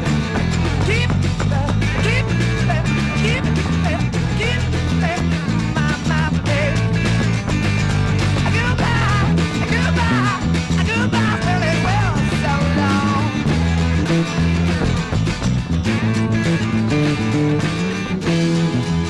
And it's the combination of those two parts, along with some funky maneuvers with the pan buttons, which is a technique that actually was taught to me that I think was a popular technique that Hendrix used with guitar parts, having kind of noisy guitar parts at the end that fly around the room.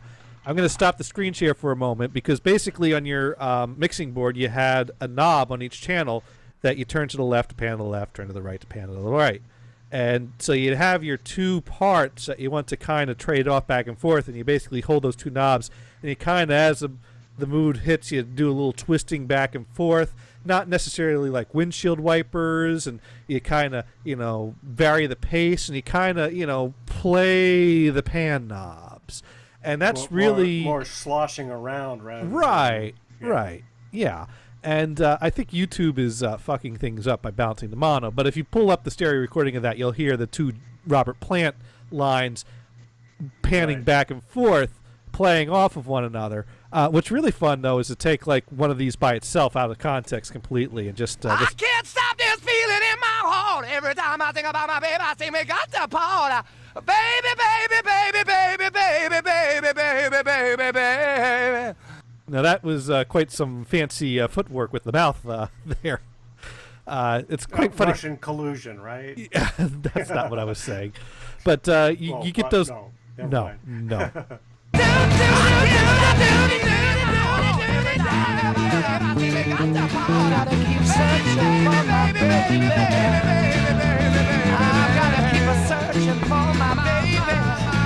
Damn it,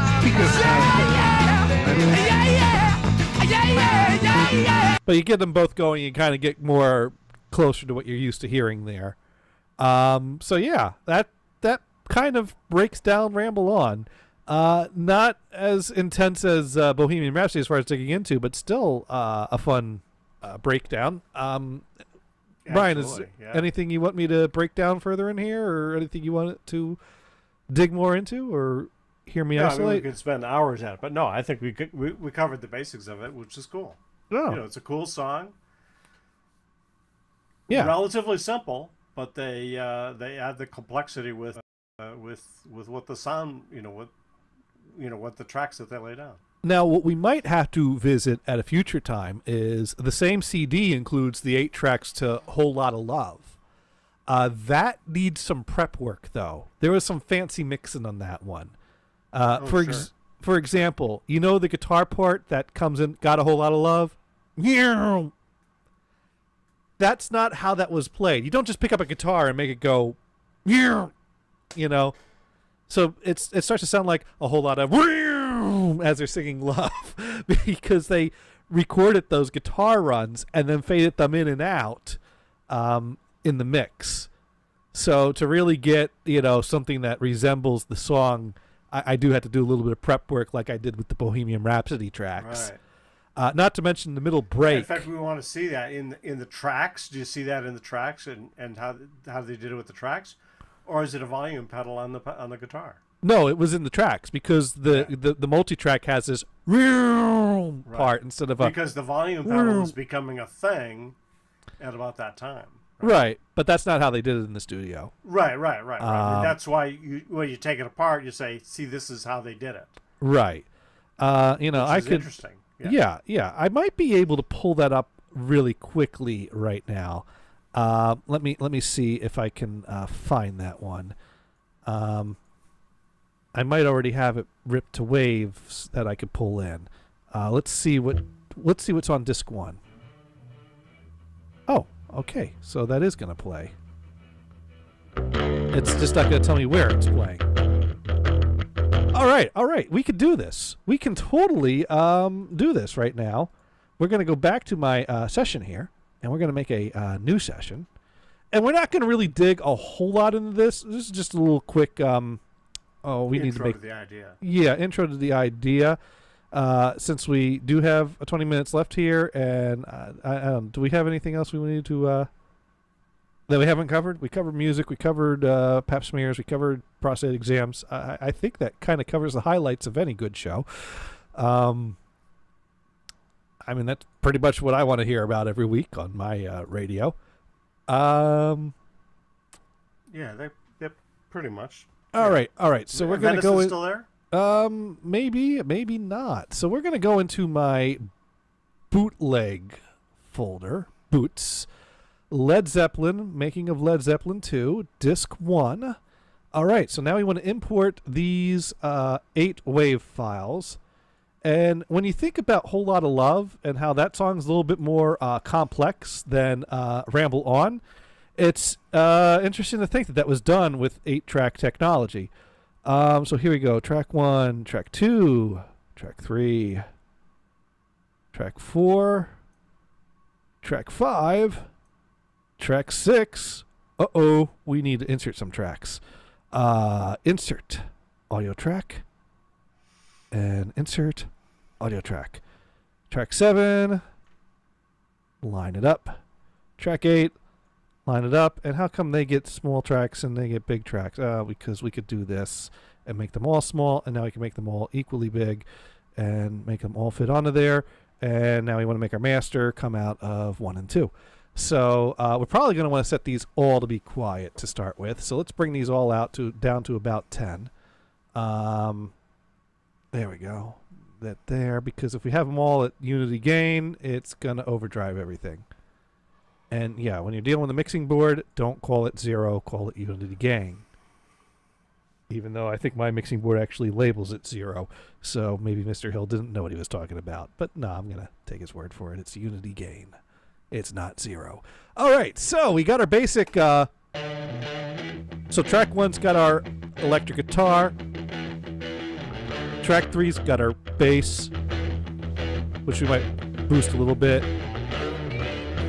And we got some very quiet vocals on track 7.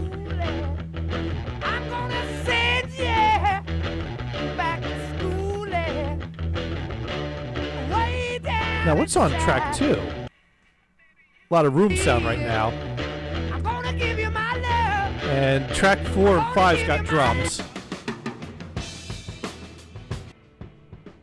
So you kind of got kick on 5 and snare on 4.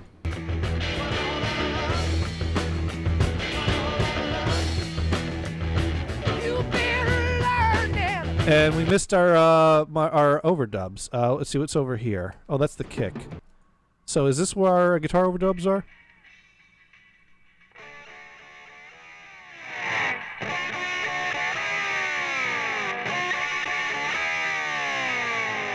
So see, that's what he actually played that was used for the rounds. Is he actually played a part that they only use a portion of.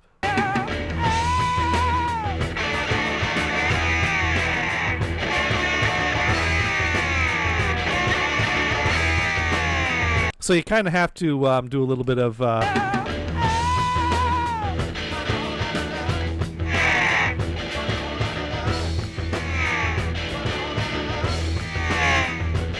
kind of have to do a little bit of that with your volume control while you're mixing. We also need to bring up our backup vocals, which are, I think, are back here. So we bring that up to like about a 4, I think we'll do. Now we can kind of... Oh, I wasn't fast enough.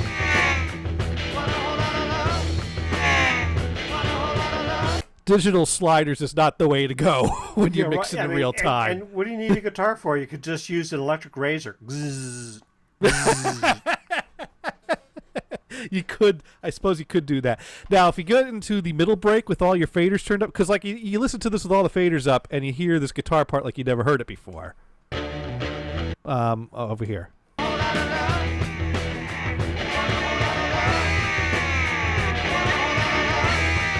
So the middle break's got a lot of interesting stuff going on. Just a little bit. Just a little bit.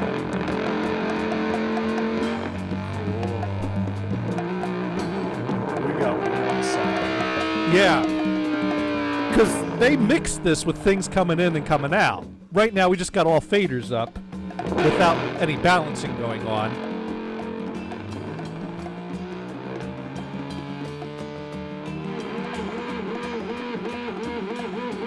So I might have to do a little bit of prep work on this and put together a mix. But as you can see, there's a lot to dig in here. Yeah. I don't think that was used in the final mix. Just a little bit. Interesting.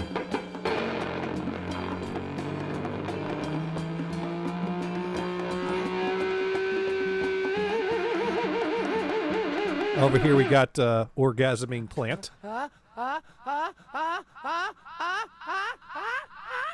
Or was he getting ready to sneeze? Chew. With echo printed to tape on that.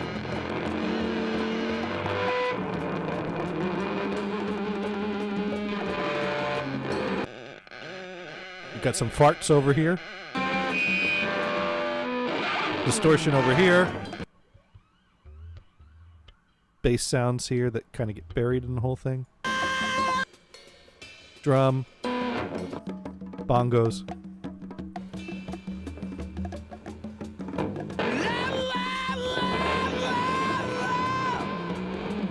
So yeah, you gotta really mix that to make it work. drums are not loud enough.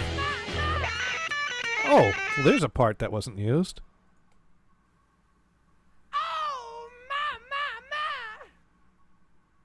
Interesting. So yeah, this is the more interesting song to dig into. Ramble On's an easy exercise. Yeah, it's a good beginner exercise, so to speak, right? Yeah. This is where you go next. There's nothing wrong with that. Just it's kind of getting you into the thing, and this thing is like, holy crap, there's a lot in there to explore. Yeah, and they crammed it all into 8 tracks. They didn't have a lot of room to spread it out. Yeah, they made some good use of the 8 tracks for that song. Well, they have a main track with overdubbing in it, right? Yeah, they have. Well, you know, the thing is it's not that necessarily that it was a whole lot of parts. It's just that they were very creative in how they used them. I mean, really, the middle is your drum set, your bongos, a few guitar tracks, a few vocal tracks, and there was a bass track in there. So, but it's all creative in how you fade these in and fade these out, and also a lot of effects and panning. So it sounds, but yeah, 8 tracks you can do it. It's just that you really got to have it organized and decide what you're going to do, and then do it.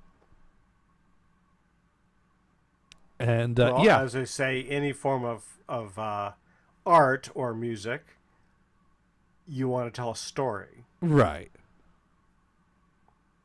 Now, this set came with 8 track multis of 4 songs. I forget what all of them are though.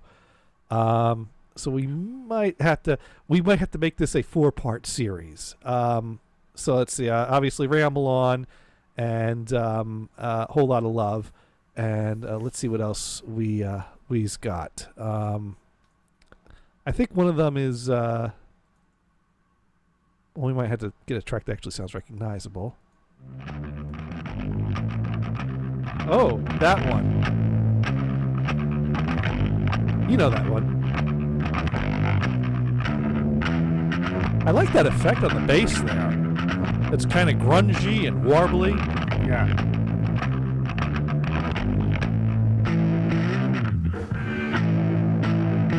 Oh man, yeah, I need to dig into these. It's been a while since I've dug into these. Yeah.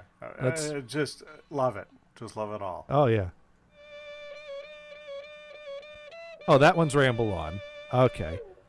So it's I need to figure out where. Oh, this is the other one.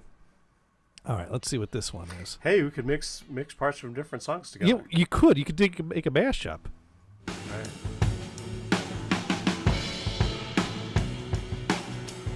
Oh, this one.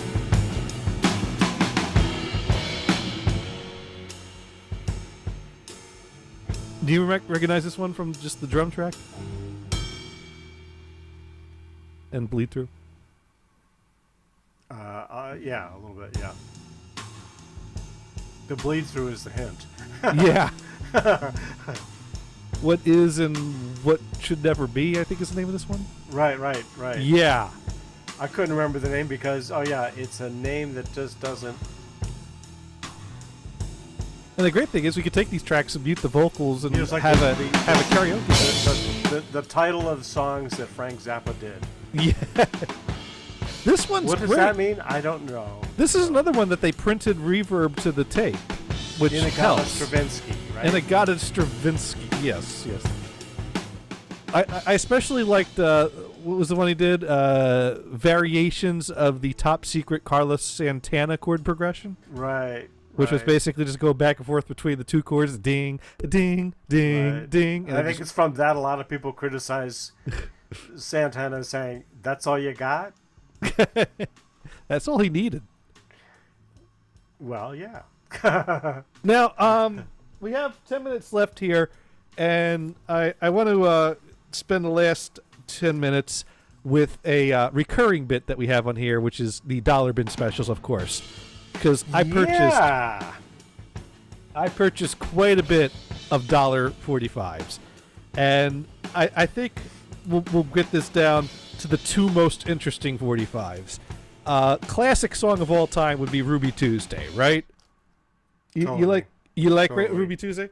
I found one of my first 45s. I found a 45 of Ruby Tuesday, and this absolutely is a 45 of Ruby Tuesday. but it's not the Ruby Tuesday you're thinking of. She would never say where she came from. What do you think? Who is this? This would be Melanie. Yesterday don't matter. You know, she's got a brand new pair of roller skates. You've got a brand new key. Yes, that. I thought the voice was recognizable. Her voice is unique.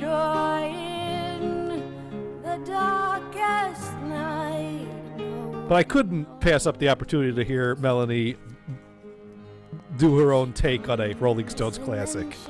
Because when I think Rolling Stones, I think, what would that sound like done by Melanie?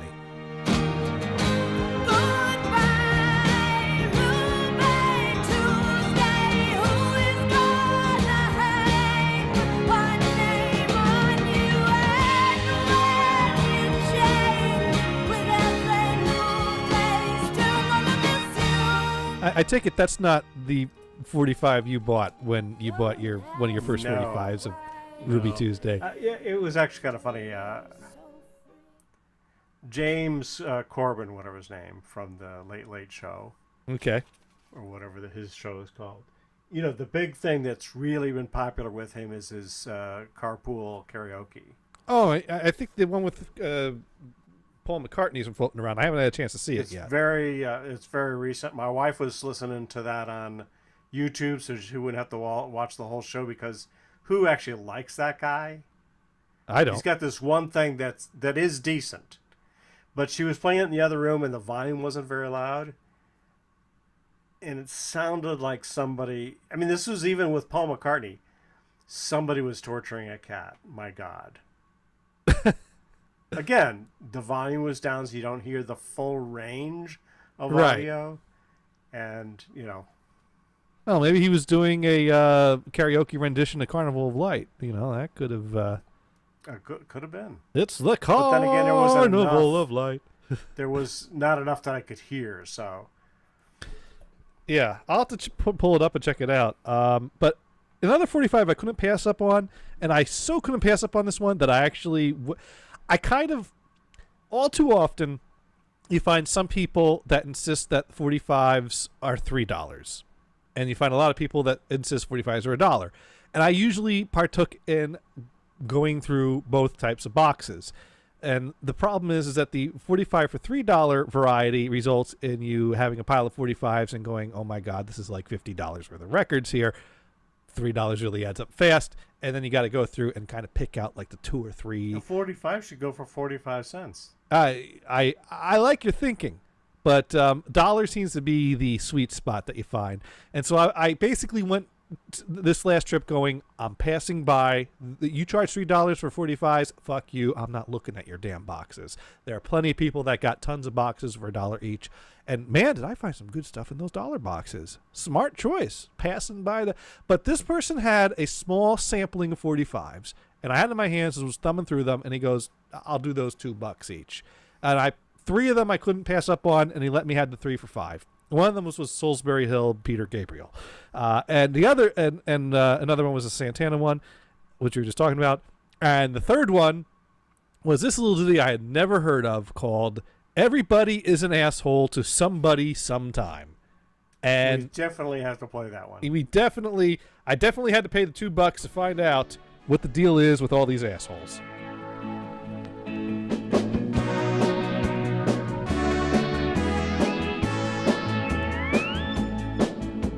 Before you call me a clown, before you spread my good name over town, before you call me a creep, before you persecute my soul in your sleep, before you say I'm a fool and tell me that I'm basically cruel, you better stop and think about it. Stop, think about it. Someone else is saying the same damn things about you.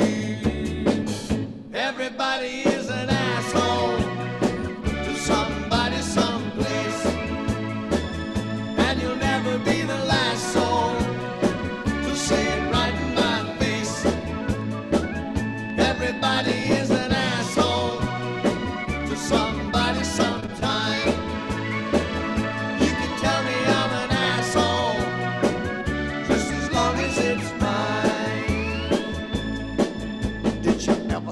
So there you go. I think it's a nice message that, hey, we're all in this together and we're all assholes. Well, did you see my tweets to Marco Rubio? Well, that guy's an asshole. Well, he was complaining that the liberals are going too far and, treating conservatives like assholes. Okay. And I tweeted, it's like, hey, if you act like an asshole and treat others like asshole, you're going to be treated like an asshole. I read an opinion commentary, and the problem is that Trump... you know what? I'm going to reword this opinion piece to my own opinion piece. The problem is that Trump's a professional asshole. Sure. He can out-asshole you.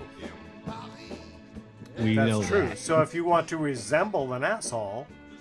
And it's funny, the opinion commentary basically used Rubio as an example.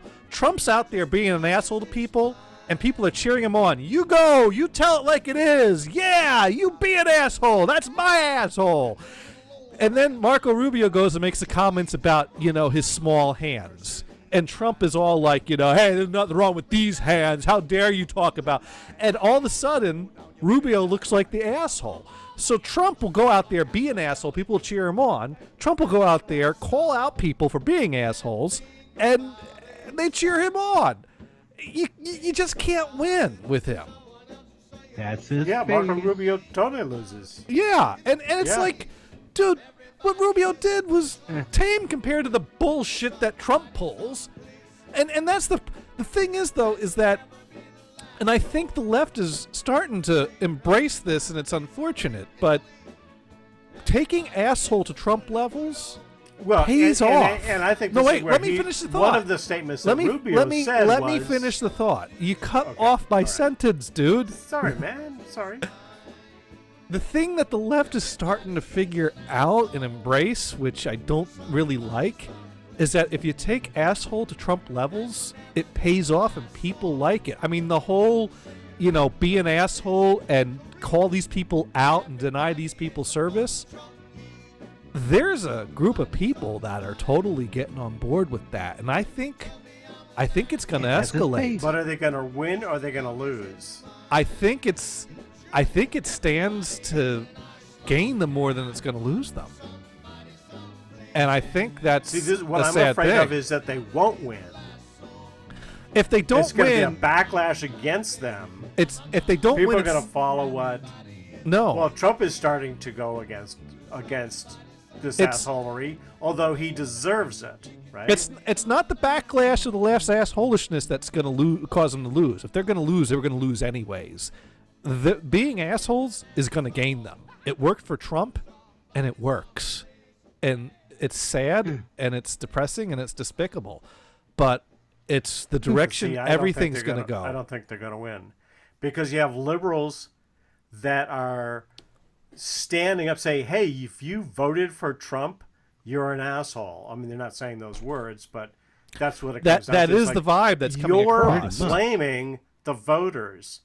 Hey, what have you got? That's my problem. Well, what have you got, Mr. Know-it-all liberal? Here's the thing, though, is that, yes, that turns off Trump's base, but it fires up their base. And the big thing that Trump won was firing up his base by being an asshole. And the left is firing up their base. As long as that works. It worked for Trump. But there are some people that will say, wait a second, I don't want to resemble Trump in any way, so I'm going to be against this. That is the thought of a sound, rational mind. This is not the thought of someone that's pissed off at seeing images of children in cages. Unfortunately, this is true. Unless you get the other 65% off their ass, the sound, rational mind won't work. Now here's the thing. I mean, come on. Here's the thing. This is the only thing I want to say about Trump. Remember, 30 years he's in the New York, New Jersey area. 30 years. And he was a complete dick, asshole, con man, unbelievable. We tried to warn you. We tried. 30 years of experience of going through this. We tried to warn you. but you didn't listen. No. Now you got what you wanted, and now you're getting fucked. Good luck with that.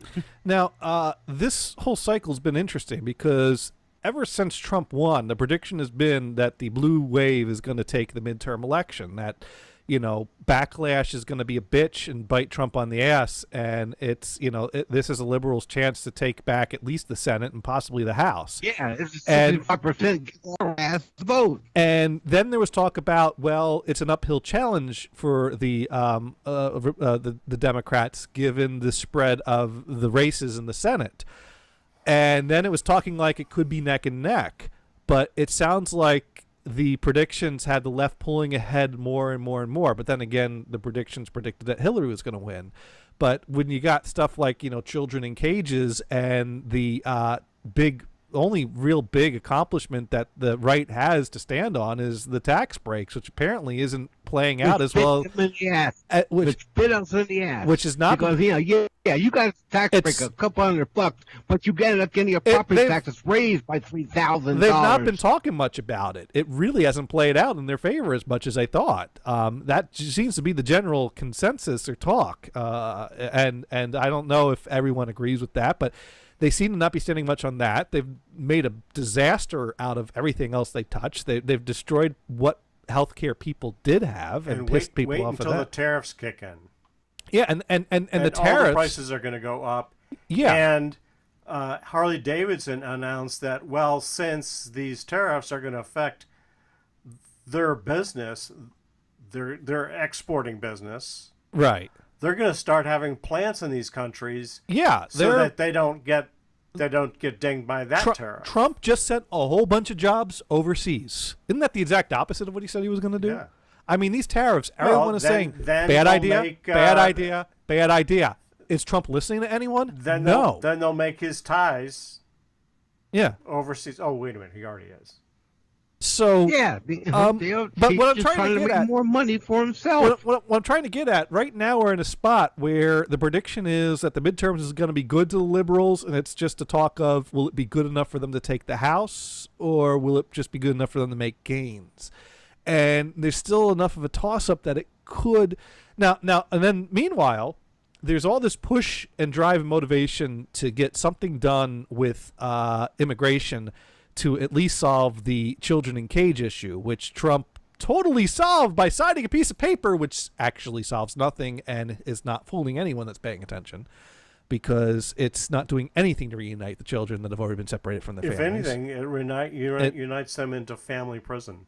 And yeah, if anything, it does that, and that's going forward. If and some anything. of them kids got sent to and some of them kids got sent to to family traffickers, human traffickers. Yeah, it's absolute disaster. It's not been dealt with appropriately, and Trump went and said, I can't do anything, and then turned around and went, I can do something. So it's like, wait a minute, what? And then the something he did was actually nothing. And it's not fooling anyone. And then when the compromises is trying to be reached and they're trying to get something put together, Trump, with one tweet, grinds the whole thing to a halt, saying, why don't we wait till after the midterms and we'll have more seats? Which is like the first time I heard anyone suggest the possibility of the Republicans making any gains in the midterms. What? Where did that prediction come from? Brian, do you think there's any weight to that prediction? No, not really. I mean, is this going to be another Hillary? Liar. Where the opposite of some what we of the expect happens? primaries, some of the Trump-supporting Republicans have replaced the, old school Republicans. Yeah, but are they gaining any traction? Are they? Are they going to get elected? That's a good question. This is kind of like the midterm cycle with the what was that? The Tea Party, the first round with the Tea Party, where we had the person who had to publicly state that she was not a witch. Yeah, the Republicans had a winning in the midterms, but the Tea Party ones really didn't win that big. It was the old school Republicans were still running the game, which I think is what set the playing field for Trump to come in and bash them all. What are we going to But see? are a lot of these old school Republicans going to lose out? See, How many of these old school parties, our old school Republicans, are going to leave the party, making the party smaller? You already left. I don't know. You see, that's the thing is, this midterm is really going to be a trial of Trump's GOP, and if it's a shellacking, that's really going to set the stage for those that are left in the GOP to decide what they want to do about their shattered party.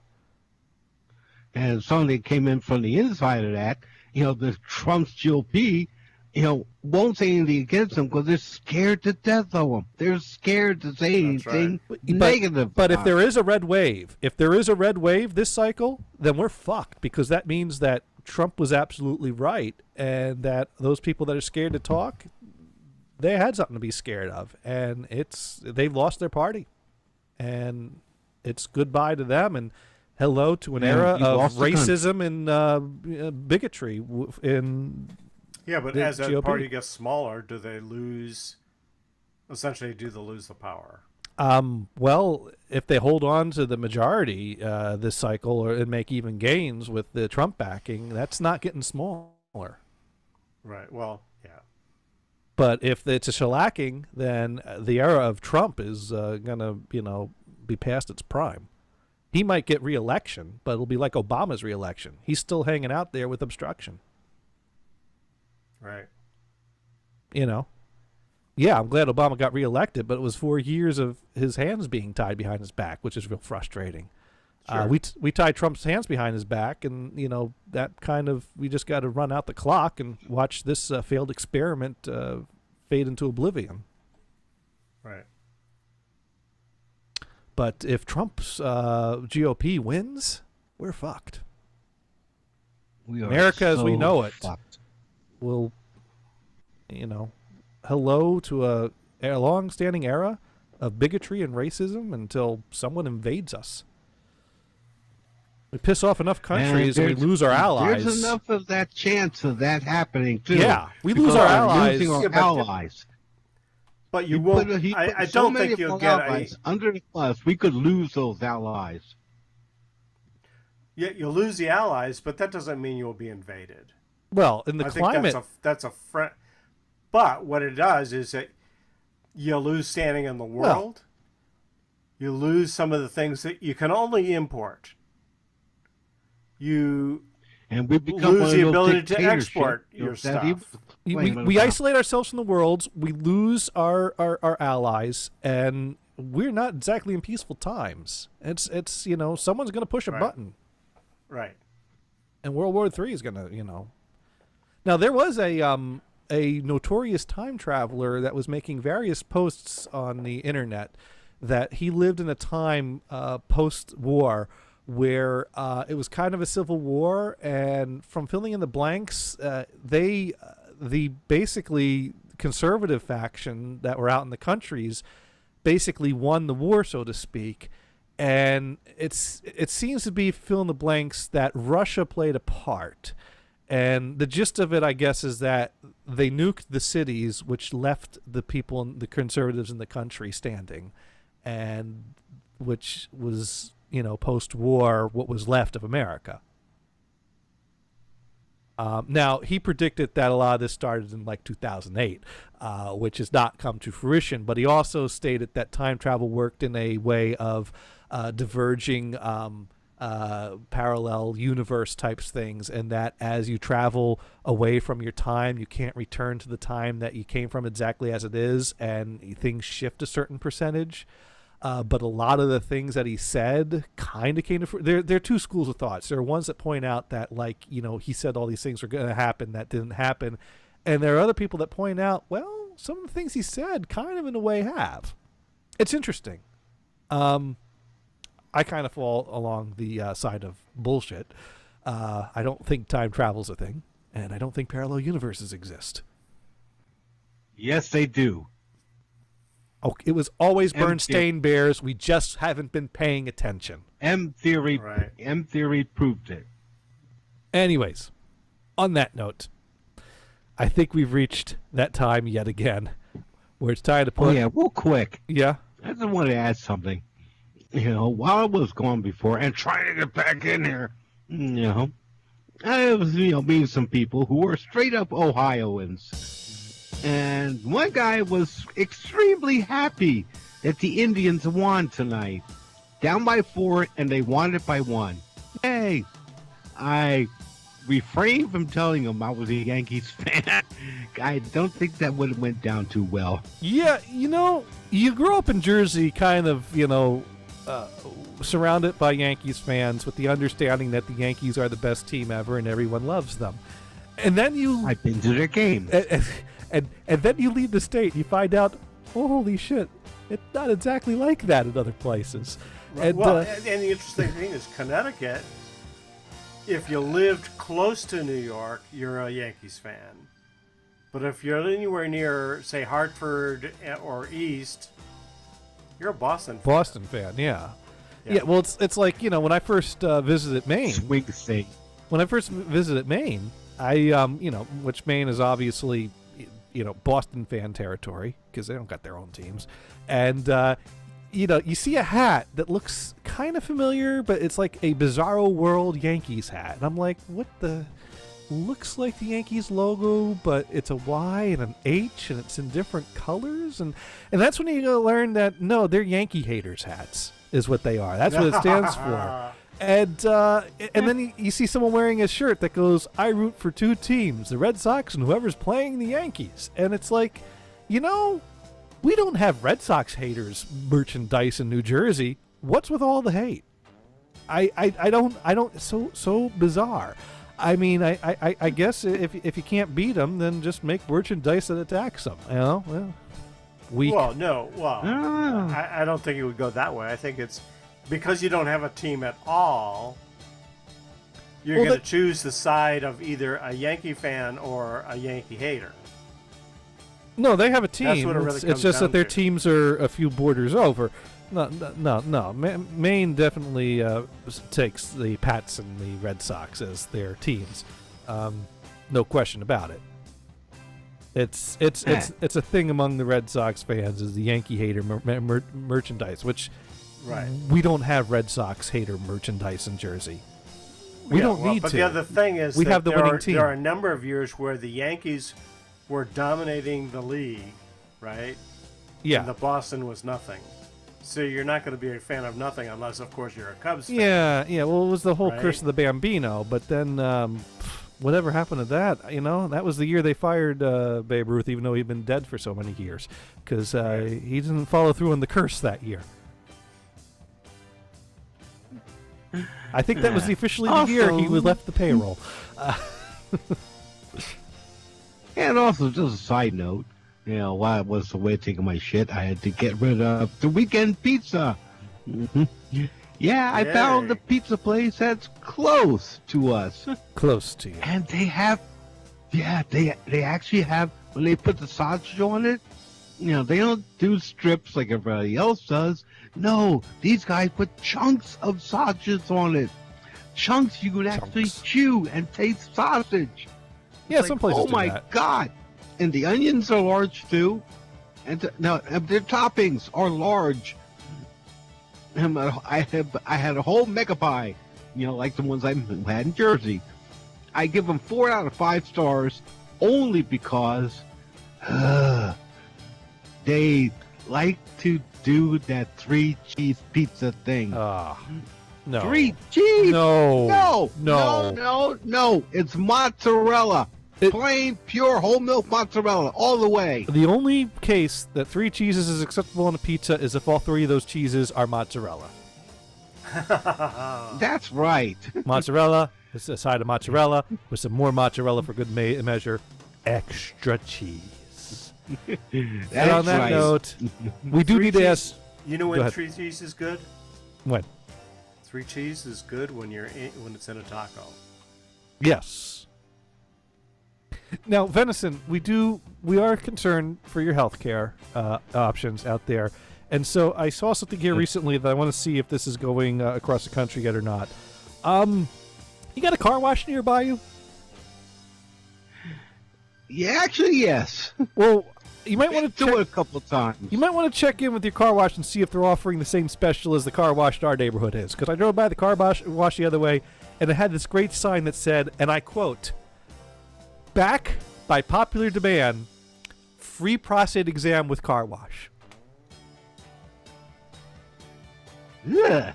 So you might want to check in, see if they're offering that deal with your local car wash. You get yourself a shower and a free finger up the bum, just to make sure everything's okay. This is one of those things where I'll take my chances. Prostate exam, no. Nobody's sticking a finger up my asshole. You want to be sure. No. You want to be sure. I jerk off many times during the week, so my prostate is in great shape. And the last time I went to the doctors and blood tests and all like that, they said my prostate was in great shape. So I'm going to go with that. The only way they could know the shape of it, though, is by feeling for themselves. Anyways. And I think the speaker cut out again. Oh, that's too bad. And on that note, it is time for us to put another episode to bed. And hopefully Venison will still be rambling again his last word randomly. On that note, what have we learned tonight? Brian, what have you learned? Catch you later, guys. The speaker's dead again. Yeah, Old get Skype. you later. If I try a new Skype, it goes to Windows 7 Skype, which don't work in here. Okay. Later. What have you learned tonight, Brian? That Venison's having trouble with Skype. And I learned tonight that Venison's prostate is in great shape from years of jerking off. And I'm going to work really hard at forgetting that tonight. On that note, thank you for listening, and good night.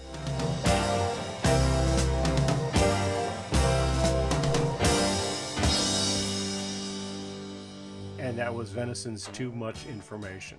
Yeah, that was. However, Venison did leave us a voicemail earlier that we didn't play, so we can still let him have a random last word. Damn, man. Don't you monitor your Skype or messages? I've been trying to get in for the past 20 minutes. It keeps coming up, caller not available. Or it rings and no answer. Nice.